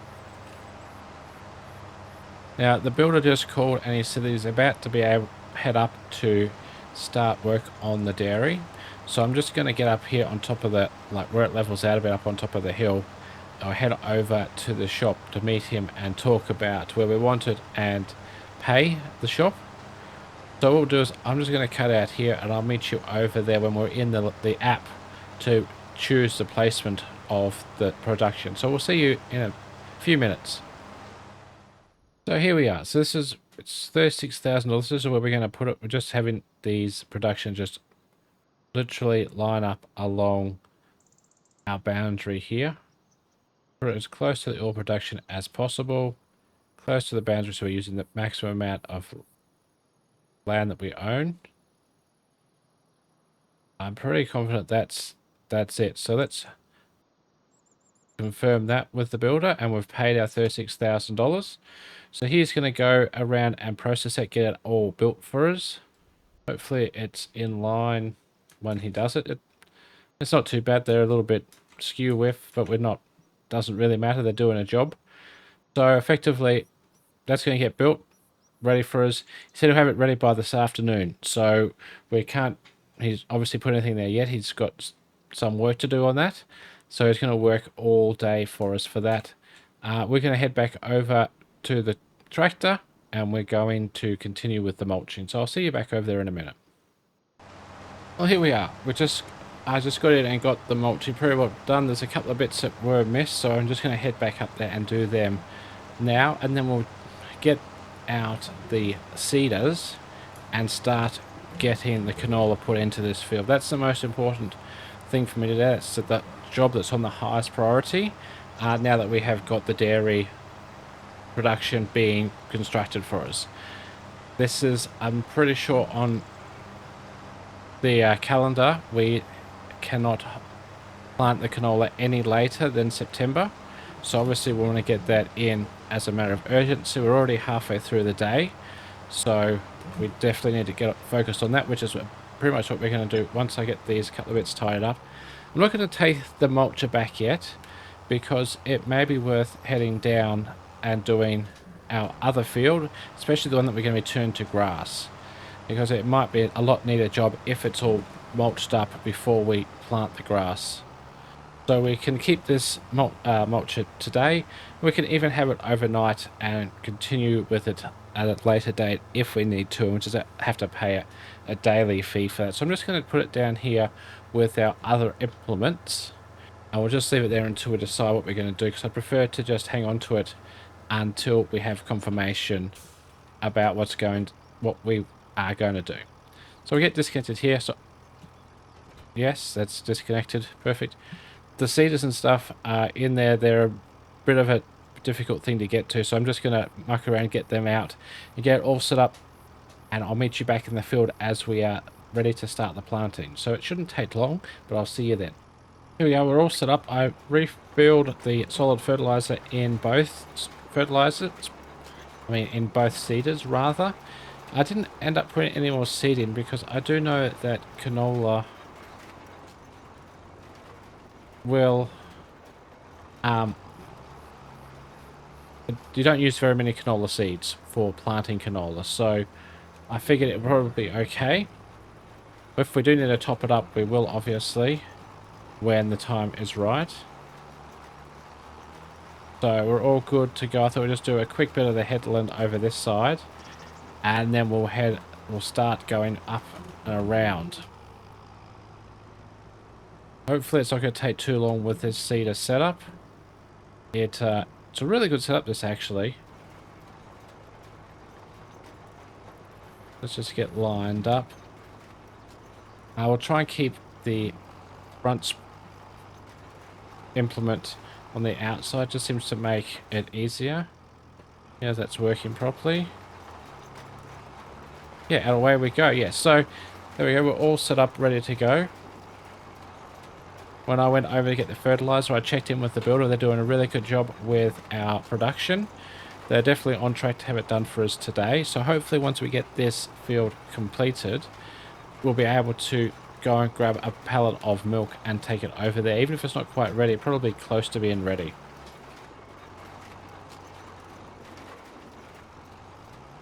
Right. The only problem with this spreader setup is that it is quite wide and it's very difficult to maneuver because of that reason. They both want to go in different directions. So we just sort of have to give them a little bit of a nudge in the direction we want them to go in. I would really like to have a different seeder setup, like an actual full-size seed drill. So it's, instead of being the 2 implements, it's just is 1. But unfortunately, that's not what we got at the moment. We do have this setup, and it's efficient. It's just, it takes a little bit more work to actually operate. And probably for a rookie, it's more difficult than it would be for someone who's been operating a system set up like this for years. So I am getting the hang of it slowly. You can see we are actually doing a decent job there and trying to keep it all nice and lined up. I'm just going to do one more pass up this way, and then we'll start looking at going up and down the field. Get that lined up nicely. Don't want to overlap too much because obviously we'll be putting in double the seed in those areas. So something like that is probably good. I haven't got the GPS set up on this one. I don't think it works very well with the double offset drill. So I'm just going to have to use the skills I've learned as a beginner farmer to get this one in and planted nicely, nice and smoothly and consistently. So I should be able to do a full turnaround here now we've got the room. Perfect. Let's start heading up. Get all nicely lined up. So yeah, we can do what, 13, 14 kilometers an hour with this setup. We have 2 4-meter wide drills, I think they may be.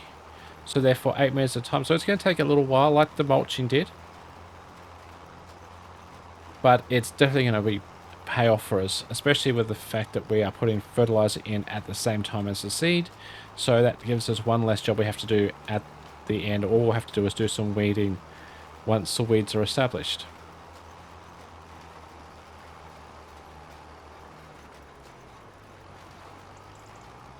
The other thing about this, when you turn, you do miss a little bit because the trailing seeder cuts in slightly quicker.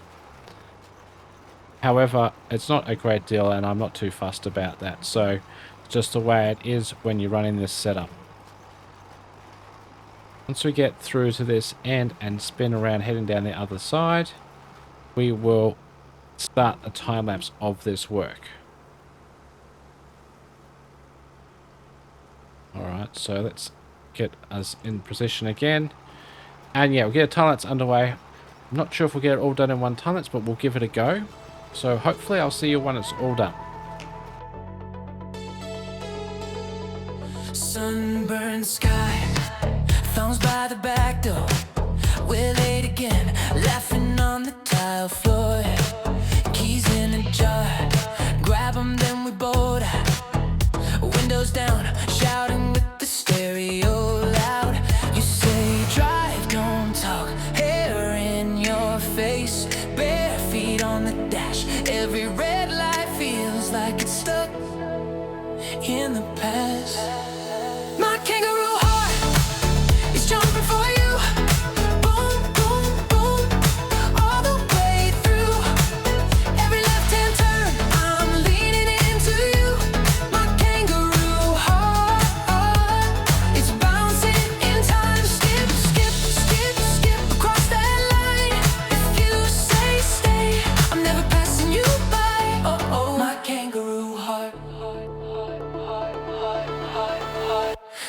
for snacks. Salt on your fingers. Snap that pic. Make the moment linger. Pink dust fades over faded footy signs. You hum off. Well, there we go. This field is pretty much done. We're just using the trailing seeder now just to finish in this little piece. We have just a small piece on the left hand side to go, which shouldn't take us very long at all.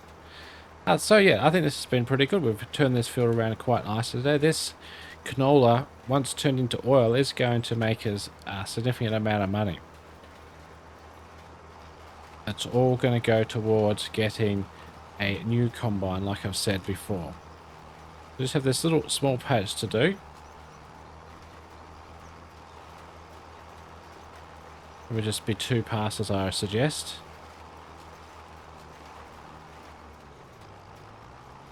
Big tight turn to get back around onto it. Hopefully, yeah, we should be able to, if I go up this side and that side, yeah, everything should be covered. Perfect. It's exactly how we want it. Alright, so that field's done. We've done a fair bit of field work today. So we've done, obviously, the mulching and the seeding. I don't know whether we should go and do the seeding down in the field near our tent. But if I'm going to do that, do we want to do the mulching? I reckon we do some mulching down there. So let's just get all of this packed up and lifted up so it's all in transport mode. We're not going to put it in the shed yet because we will be using it again soon. Just going to put it on the end of... Actually, I might put it over there in the grass. Actually, let's just have a look at how the grass is going. We obviously have plenty of hay or grass for the goats. So they've got through the other bale that was here, but they should still have plenty in there. So yeah, they've got plenty of grass. I'm thinking that maybe we do a cut of hay or silage soon that we could then turn into money. This is looking really nice and thick. So I think that this is really ready to go for a cut. So even this section over here that we had a 2-tone cut last time, it's all back up to the same level. So yeah, it's definitely ready to go. So I'm thinking that instead of going and doing some more seeding today, because we can do seeding for grass up until November, I think. Let's just double check. So grass, yeah, so we have 2 more months to do the grass. We have to do canola by today, but are we could do any more canola? I don't think so. And then what's the other was looking at doing sugar beet again, which is not until March next year. So there's nothing pressing that we have to do right now. I think since we have done a fair bit of seeding and work in this field today, we should get into the other tractor and do some mowing. We know it's a pretty time-consuming job, but it's not so bad. Into the old Massey Ferguson. I like using this tractor for the mowing. Also got these fertilizer bags, which we'll take these over and we'll put them over near the seeders, because I reckon that they'll pretty much fit into the 2 seeders before we take it down to to do the grass planting. Oh, yeah, it's pretty much on the limit of what this can do. Now, when I was bringing them over, it literally was like wheeling all the way. It was pretty insane to see, but also it was pretty rough on the equipment, so I didn't really want to show that on camera.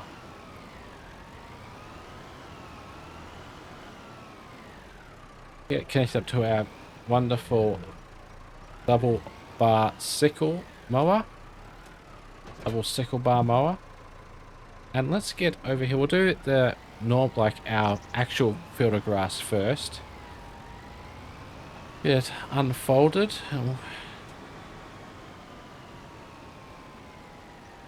So lower it down, start it up, and away we go. Yeah, so this cut will literally be for a profit cut. Might as well get it done now while the weather is still okay. Looks like there is some rain in the forecast, but that will be okay. If it does rain, we'll just have to leave it a little bit longer to dry out. The other thing is if we could potentially either do hay for profit or silage. As we've discussed previously, if we did silage, we would need to get a wrapper, which is quite expensive, $50,000 or thereabouts. But I do think after it, probably after this first cut, we'll probably be able to recoup the costs of getting that. So effectively, it may not be quite exactly right, but effectively we should be able to wrap all the bales from this area, including in front of the goats where there's that meadow grass, and hopefully make enough to pay for the wrapper. And then that way we effectively have a free wrapper. That's the way I look at it. It's probably not exactly how money works, but still. We have to spend money to make money. I think that would be a really good way of doing it.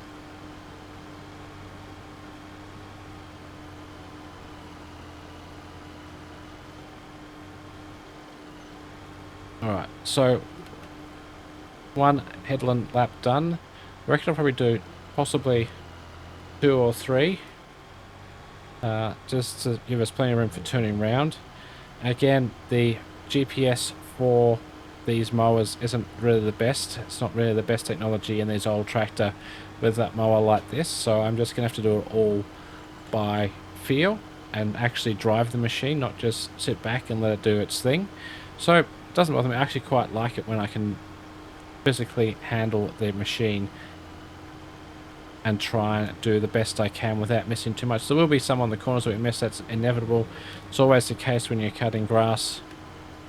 It's just everything cuts in, unless you've got a actual tractor mounted machine, like a offset 3-point linkage machine or a batwing.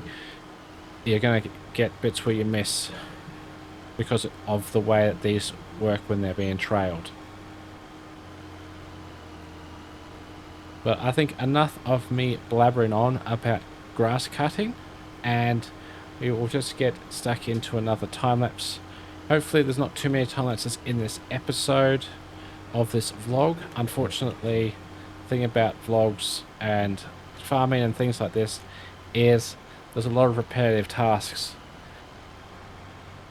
and time lapses are just the best way to have to show what we're doing in a timely fashion. Otherwise the vlog itself would be potentially hours long because we couldn't, if we didn't condense it down into the time lapses.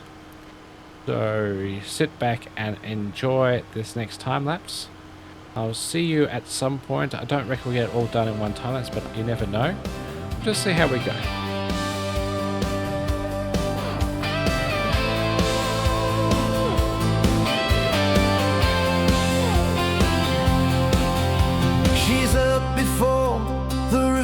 Crows, working land that no one knows.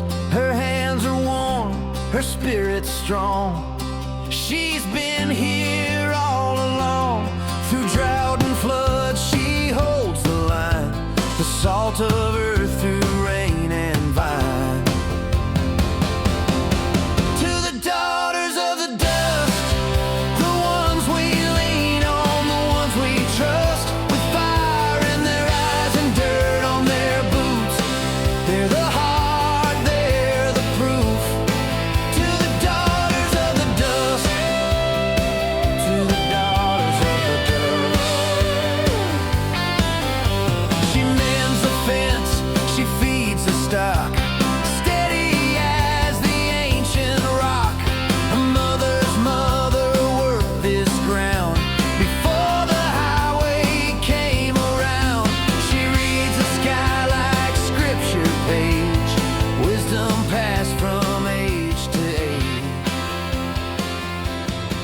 There we go. It didn't actually take as long as I remember it taking last time. So I think this mower setup is actually really good for us.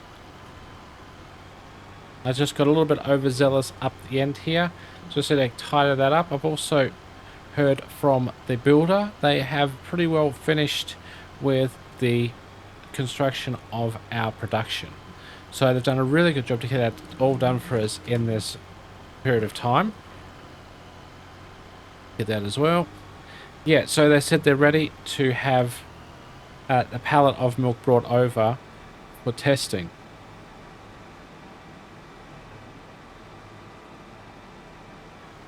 So we'll just have to drop this off back to sort of roughly where we picked it up from. Again, our yard is getting very average in regards to mess. At least we are trying to keep things somewhat neat by having them in a line along here, but it would be nice if we could put them way in the shed. We do have the shed that I'm probably not using to its full capability, but yeah, we'd probably need another shed. Now I should be able to pick both of these up and take them both over at once and put them straight into the production. I've got no idea how many litres our production that we've just built can actually hold. So we have got 1254 litres here, which again is really good. Whereas I should use the driveway like I had already always planned and built. So there's a bit of hump in the driveway. I'll notice if I can get that leveled out as well. But we'll take this over. These two pallets should definitely fit in. We'll have a look to see if it has any information about how many pallets or how many litres we can actually install or store into the production for it to process into bottled milk. We can also do other things with this dairy too, not just goat's bottled milk. I'll have to see exactly what the recipes are that we can use. We can check it all out now. As you can see, once we pull up onto it, it is all built nicely, ready to go. I think this is working out really well, having our productions like put along this side here. There's plenty of room to turn and get everything put in place. Pretty sure this is where we put the cans in. So we should just be able to lower these down and reverse out, and we can get them into production. Perfect. And let's have a look at the controls for this production. So we're here on the end. So there's all these items that we can do, starting with buffalo milk, buffalo mozzarella, butter from buffalo milk, butter from goat milk, butter from normal milk, cheese, chocolate, goat milk bottled, goat cheese, and milk bottled.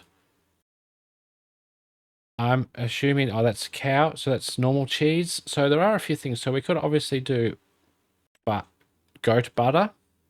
We could do bottled goat milk. We can do goat cheese. And we can put up to 3,000 litres into here. So I think we're going to be making quite a bit of milk.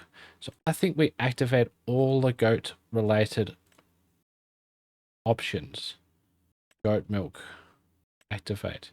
Because we can only put 3,000 litres in here.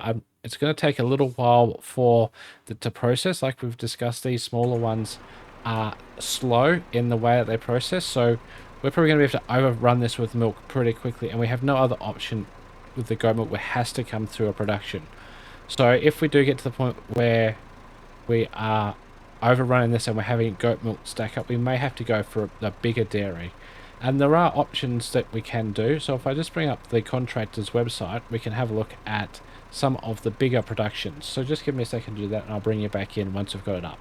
Here you go. Here's a prime example. So this is an actual like full-size milk processing factory. Now this is quite expensive at $210,000. However, if we are going to end up overrunning our small production over there with the goat milk, which I anticipate probably will, because we made quite a bit of goat milk in a short period of time from only a few milking goats. We're going to get up to 80 or 90 milking goats in that enclosure. So I think we're going to have far too much milk for a little production that we have in place. This is something that we're going to have to go with. Don't know where we're going to put it, how we're going to afford it. We may need to, it may be nice to buy this section off our other property to set up productions like this, because I don't know how many we're going to need. But this does have a lot of trees in it, so I don't know if it's worth it. But these are questions that we're going to have to answer, obviously, as we progress through with this farming venture that we're on. If you are keen to see how we go with the milk production from our goats, whether this factory is needed at all, or if we need to expand our land out this way for factories, or alternatively up over this way, please do remember to like and subscribe. And remember, for now, keep your boots dirty and your bites clean, and I'll catch you next time on DirtByte. G'day mates, how's it going? You're on DirtByte. Welcome back to Farming Simulator 2025 Survival Vlog. Today we'll be mulching, do some baling, and a little bit of wrapping. So let's dig in. Hey, we've got a lot of jobs that are very important we need to get done. So for me, one of the most important ones is getting this grass converted from just the raw product on the ground into bales, and then following that into silage or wrapped bales to form silage. Now, it was a bit of rain on this recently and it is a little bit damp, but I think it's okay that the sun is sort of coming out. I think that will be fine to make the silage, but this is, yeah, a critical thing we need to get done today. We also need to check on our goats and give them more food as needed. We've got weeding to get done in our canola field, so we're going to be very busy today. This is a good day for farming.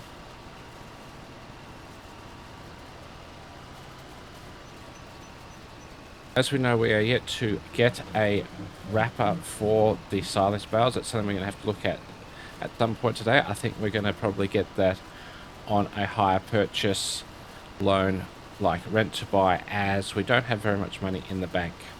We do have products we can sell, but I would like to keep as much money as we can for now. Hire purchasing would be the way to go. We could look at renting it, but I do think that it would be worth buying it outright, because we have this grass field now that we are going to continually be processing. Some of the grass will be cut and turned into hay for the goats, and when we cut it for a second or third time in a year, whatever it may be, then we will process it into silage to try and make some money from the bales. We'll also be converting our tent field into grass as well, so as we need to, we can go down there and make a few bales. It's probably only going to be 3 or 4 bales from down there, but it all will contribute to our income and helping us to make more money and continue the expansion that we've been having. Like I said, we're looking at getting a new combine harvester for the harvesting of the crops next year, so we're a long way off that. Some of the harvesters can be like over $500,000. I don't think we're going to go for one of those expensive ones. We'll probably just go for a mid-range, maybe $250,000 one, but that still is a long way off from the money we currently have in our account. So we've got quite a bit of work to do to achieve that. I do think it is required because the fields we are getting now are starting to get bigger and bigger. And my plan is to eventually get some very big fields. We're going to need to upgrade all of our equipment.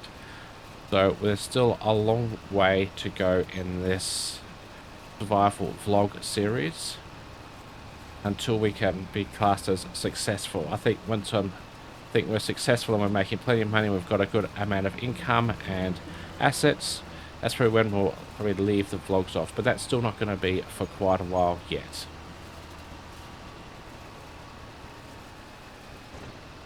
Alright, I think what we're going to do, we'll get into a time-lapse for this. We'll probably get the rowing and some of the baling done in a time-lapse. It's not taking too long to do this rowing. I've probably done about a third of the field in this time that we've just been talking. So we're just going to get stuck into it, get the bales done, see how many we get, and then hopefully at the end of the time-lapse will be done with the baling, and we can come back in and head over and buy the wrapper that we need. So we'll see you then.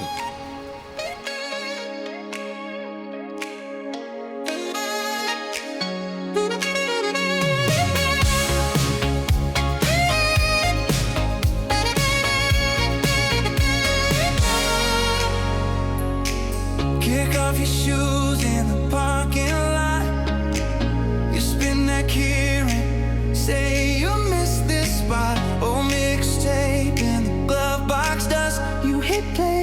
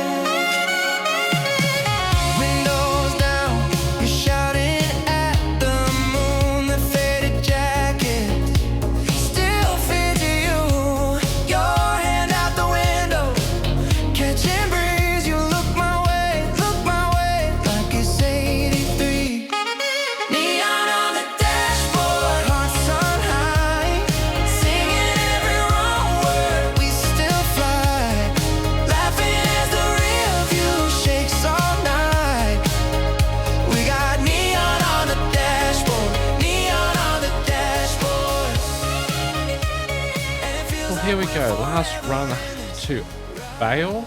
So we're going to get at least one more. That'll probably be the extent of it.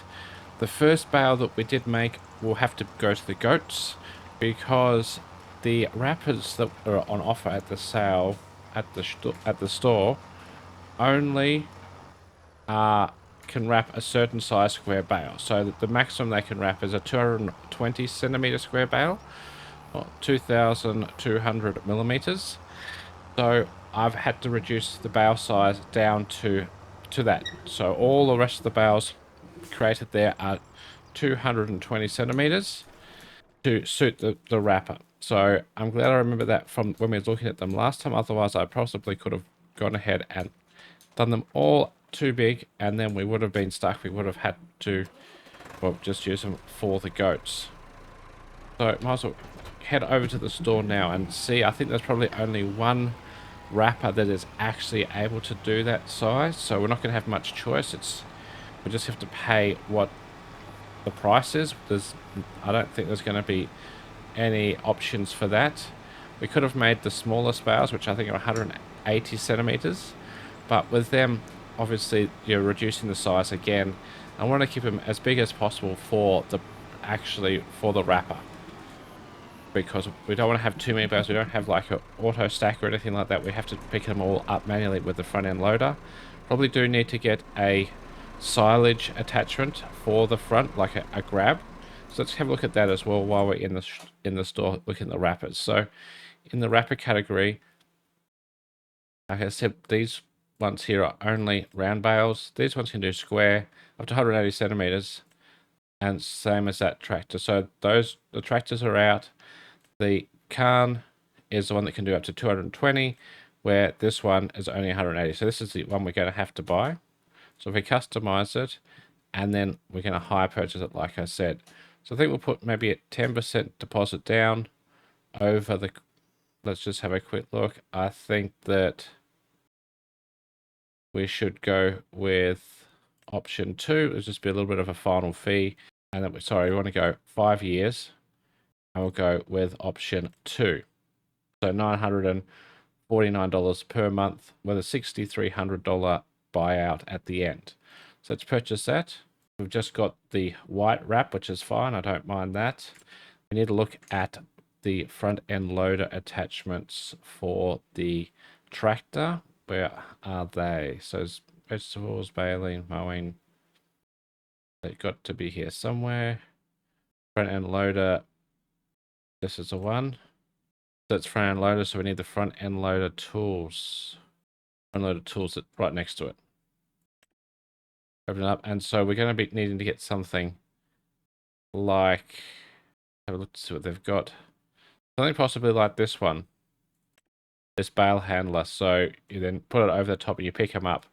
But it's going to be a bit of a pain for loading on the trailer, but again, I think that's what we need to do so we're not damaging the wrap, because if we're selling these, we want them to be good quality and in like perfect condition when we are selling them. We don't want holes that we have to tape up. So I think this is what we need to get. We're going to need it anyway, so let's just buy it now. We're not going to collect them yet. We'll probably collect them later in the year when it's more relevant to selling. We can just collect them straight up and tape them over. So there's our new purchases.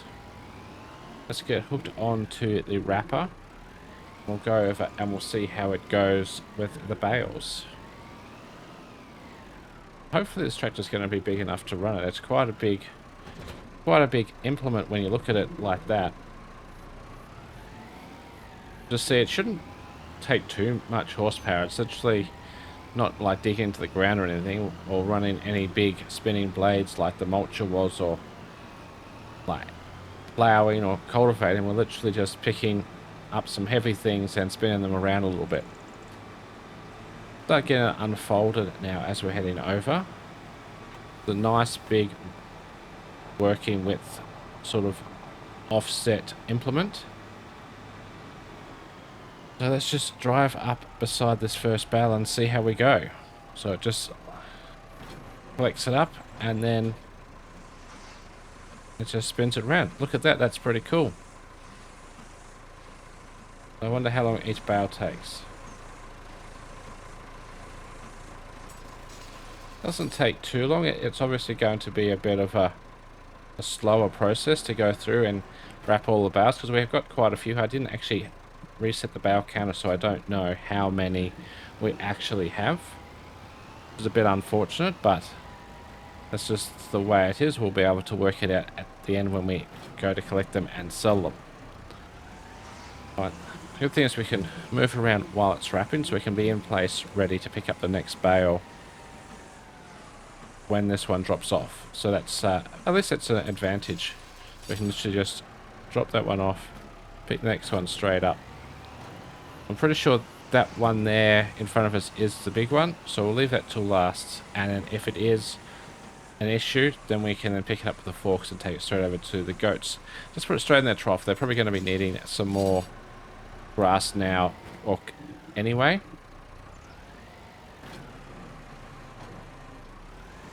I've just accidentally skewered a bale with the forks. Hopefully I don't... Come on, don't want to damage my wrapper before we've even got really into using it. Drop off, pick up. Alright, so this video isn't going to take too long, but I think it's worthwhile doing it as a bit of a time lapse. So we'll see you once all the bales are wrapped.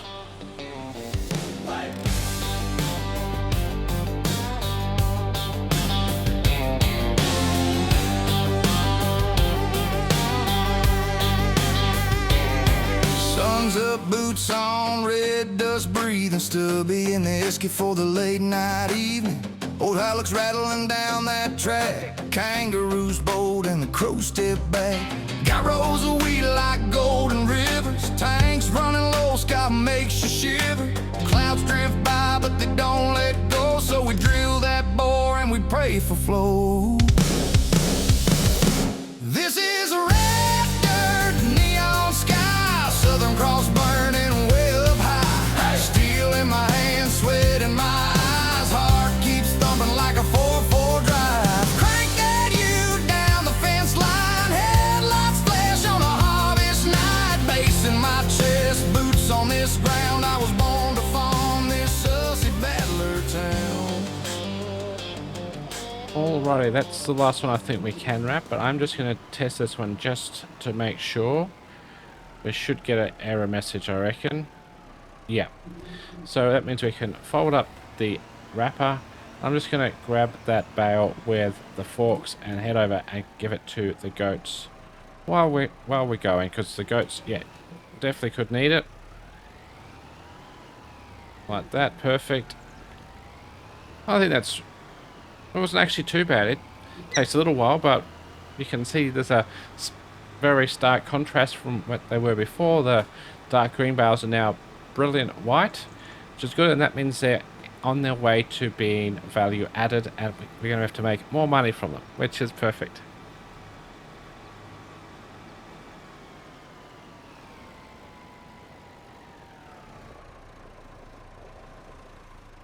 Alright, just drop that off there. The goats can take that. We'll load a bit into the trough and we can just sit there as needed until it's all gone and the trough has been fully filled. Here's another implement we need to store. It's getting a bit out of hand how many new implements we're getting and not really having anywhere to put them. Helps if you press the disconnect button, not turn the key off. So yeah, that's from here I can see how many. So there's 2, 4, 6, 8, 10, 12, 14, 16,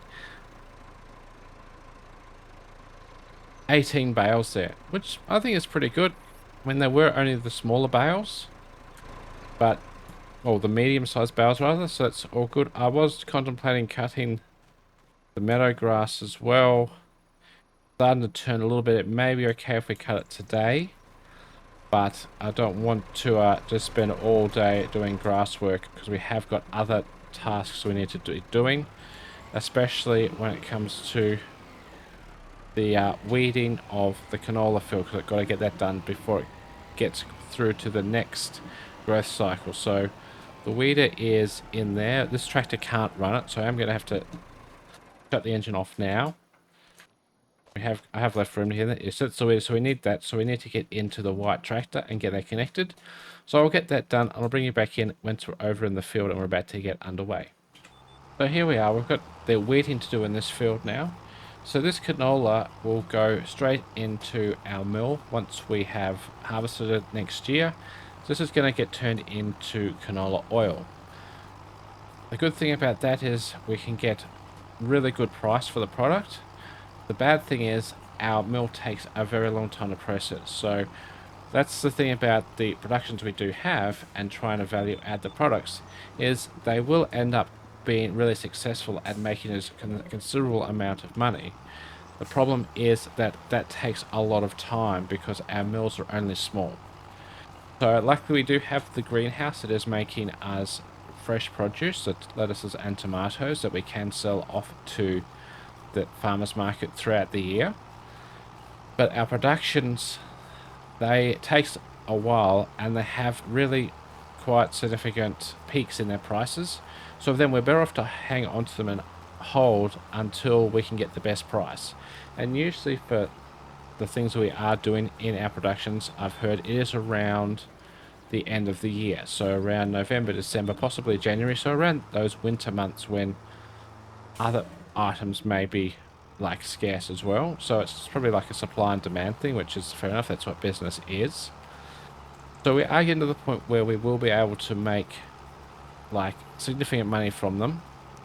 So our money is slowly going down, and we haven't really had the opportunity to really build it back up again for quite a while. But we have been quite successful with our farming endeavors so far, that I do see on the horizon that trend turning around and us increasing our funds more so than we are spending, which is a good turning point, I think, to be achieving and looking forward to.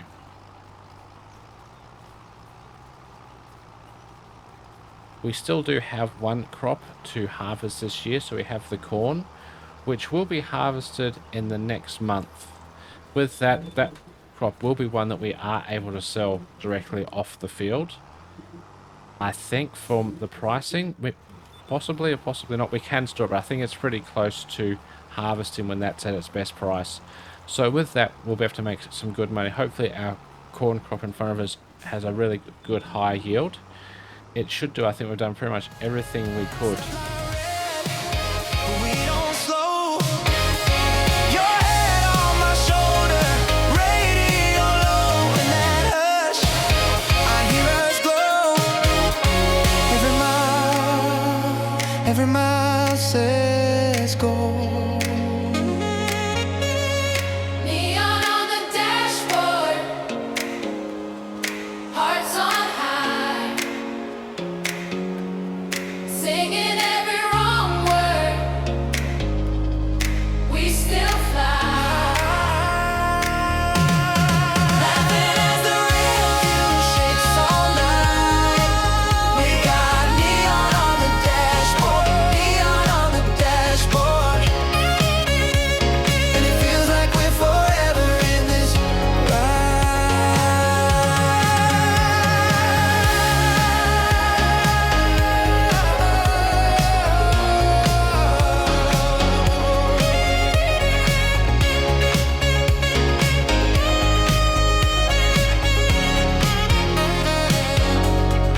neon on the dashboard. There we go. Just a small little piece over here to go. When it comes to weeding and looking after our fields from a perspective of removing them, this implement we've got here was probably the best option to go with. It's got a nice big working width.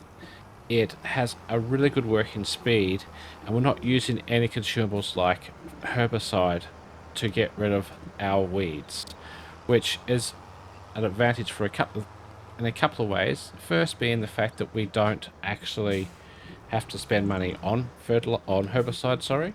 Second, it will all contribute to our score for when it comes to selling our goods.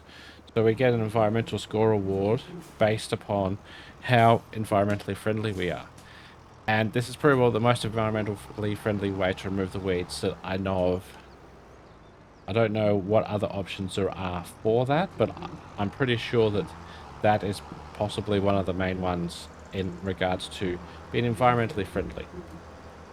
Now, we do still have the mulcher on loan. I intend to take it down and mulch the tent field, because that is where we're going to put some grass in. So I just don't think it's practical to leave it as is with the oat stubble until for the grass planting, because it will just end up being a real big mess.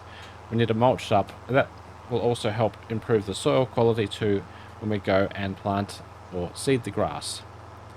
Hopefully we might be able to get to seeding today. It would be good to get it done this month. That way it can start germinating before it gets too cold. Then if we want to keep the field down here, then we can just come and mow it. But then it's also going to be in a good stead if we do want to sell it for other expansions up to where we are. The thing is, I do like this little field down here. It is quite a nice little area to be and work and to live in our little tent. But soon enough, I am going to have to get something more permanent rather than a tent. We've been in the tent quite a while. And even the goats have got a nice solid structure. And we're still living in a tent. So those are things we have to consider. I think that something more permanent will be coming after we get a new combine, but before we continue our expansion. So we'll probably build something or buy, I don't know, a caravan or something at least for us to live in. And at that point, we may then be able to sell this block of land off, because we're not processing any more trees from it. Or we haven't done recently, and I just unfold. Yeah, so we haven't processed any more trees from it. If we do want to do tree work, I do feel that we're better off to do it up near the top. We can buy one of those fields around us. It's nice and flat, and we can actually remove the trees and turn it into like arable or grassland or something that we can then use. A lot of the trees down here are on a bank, so effectively all we could do is remove the trees and plant more trees. And there's quite a ways to cart them back up to the sawmill. Like if we've already established up near the township, it's probably better to continue that. Come on, forwards. There we go. Yeah, continue that expansion up close to where we are, where we're close to the amenities, and it's quicker and easier to take our trees and whatever over to the sawmill.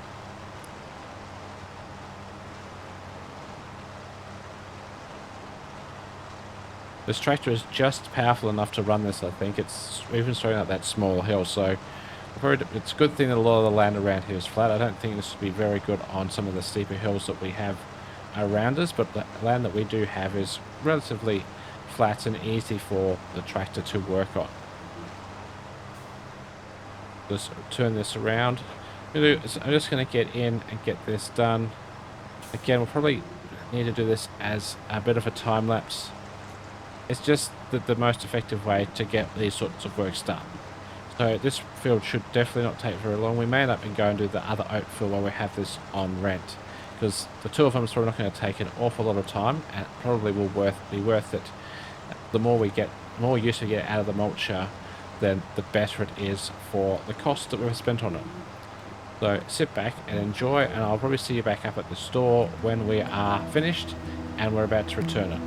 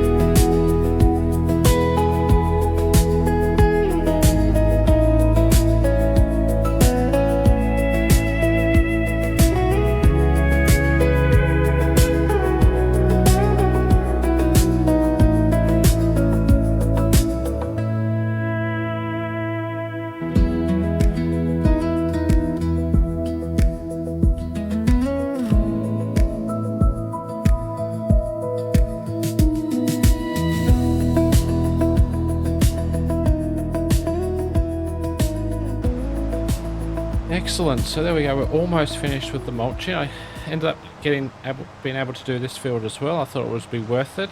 We had the mulcher out and there was plenty of time to get it done. The thing about this mulcher too, it's actually being able to clean up some of the mess around the outside of the field, like the shrubs and the bushes and just the long grass. So we can actually see our fields a little bit better. It's also cleaned up into the forest here a bit, so it's good that we've been able to expose anything that we may need to be aware of when we're planting and driving around with our combine or whatever. I'm pretty sure that's it. We just have a small piece here to do. This field, I think we will end up putting into sugar beet again. But the thing about this field with the sugar beet is we probably could go ahead and plant some oilseed radish soon. That'll give us a level of fertilizer, so we don't need to use the nitrogen-based fertilizer. We can just use a natural-based one, which again, that'll help with our environmental score award for when we go and sell the crop off the field. Now we're going to return this around the back. I've spoken to the store and they said the combine harvester is all good to go. It's just been finished, so it should be around the back here. Looking amazing. Looks like they've done a great job. So let's just have a quick look at that before we return this one. Look at this. Paint even still looks wet.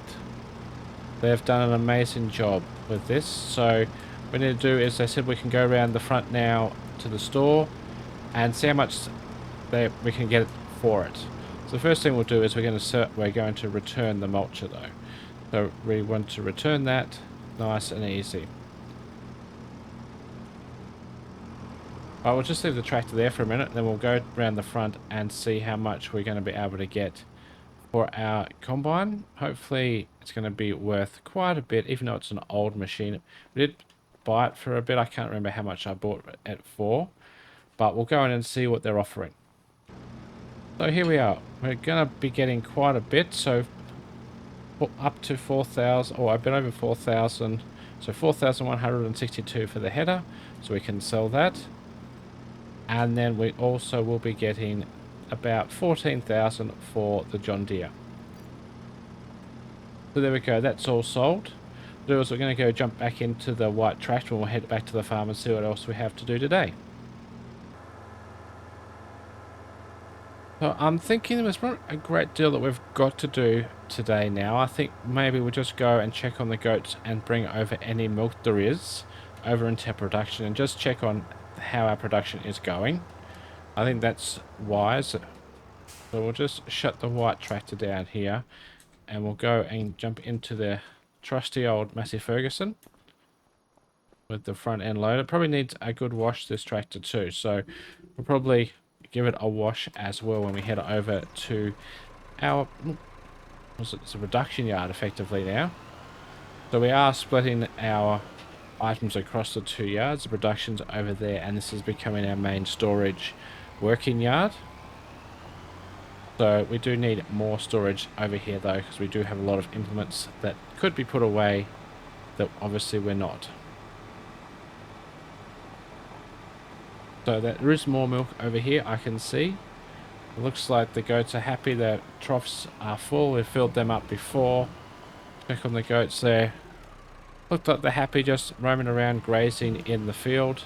There is still some field grass for them. I imagine that soon enough they will have eaten all that away and the grass won't be growing again until the springtime. So that's when we're really going to need to make sure we keep on top of delivering the hay to them. We've got another 655 litres of goat milk, which is quite impressive.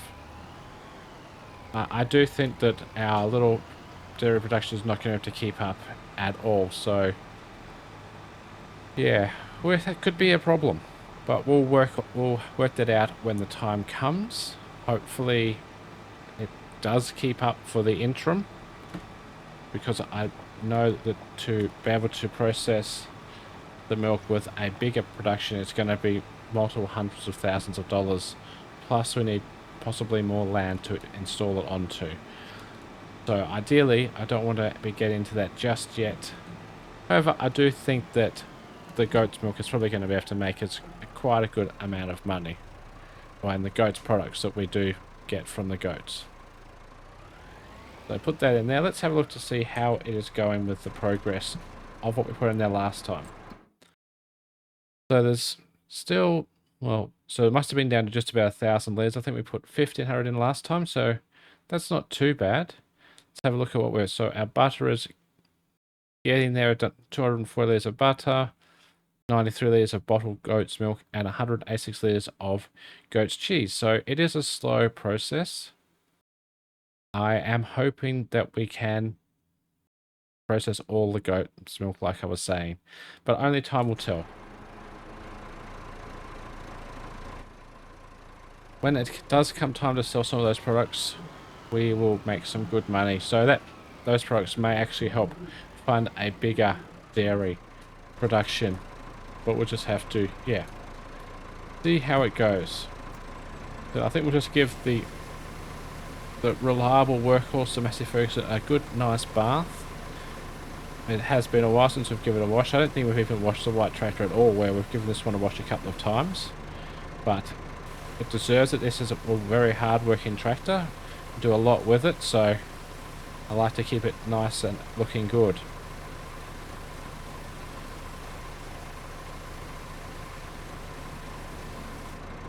You know, I think that's probably it. Alright, so I think that'll be it for the vlog. We have been quite productive again today, getting a new piece of equipment, the silage bale wrapper, and making, what did we say, 18 bales of silage. So hopefully that's going to be worth it and pay off for us. I think it will, but we'll just have to wait until December, January time when that's most in demand to sell that. We'll see how it goes. If you are interested to see how much money we make from the silage, or how we go with the corn harvest next time, or if we do need to get a bigger dairy production, please do remember to like and subscribe. And for now, remember to keep your boots dirty and your bites clear. I'll catch you next time on DirtByte.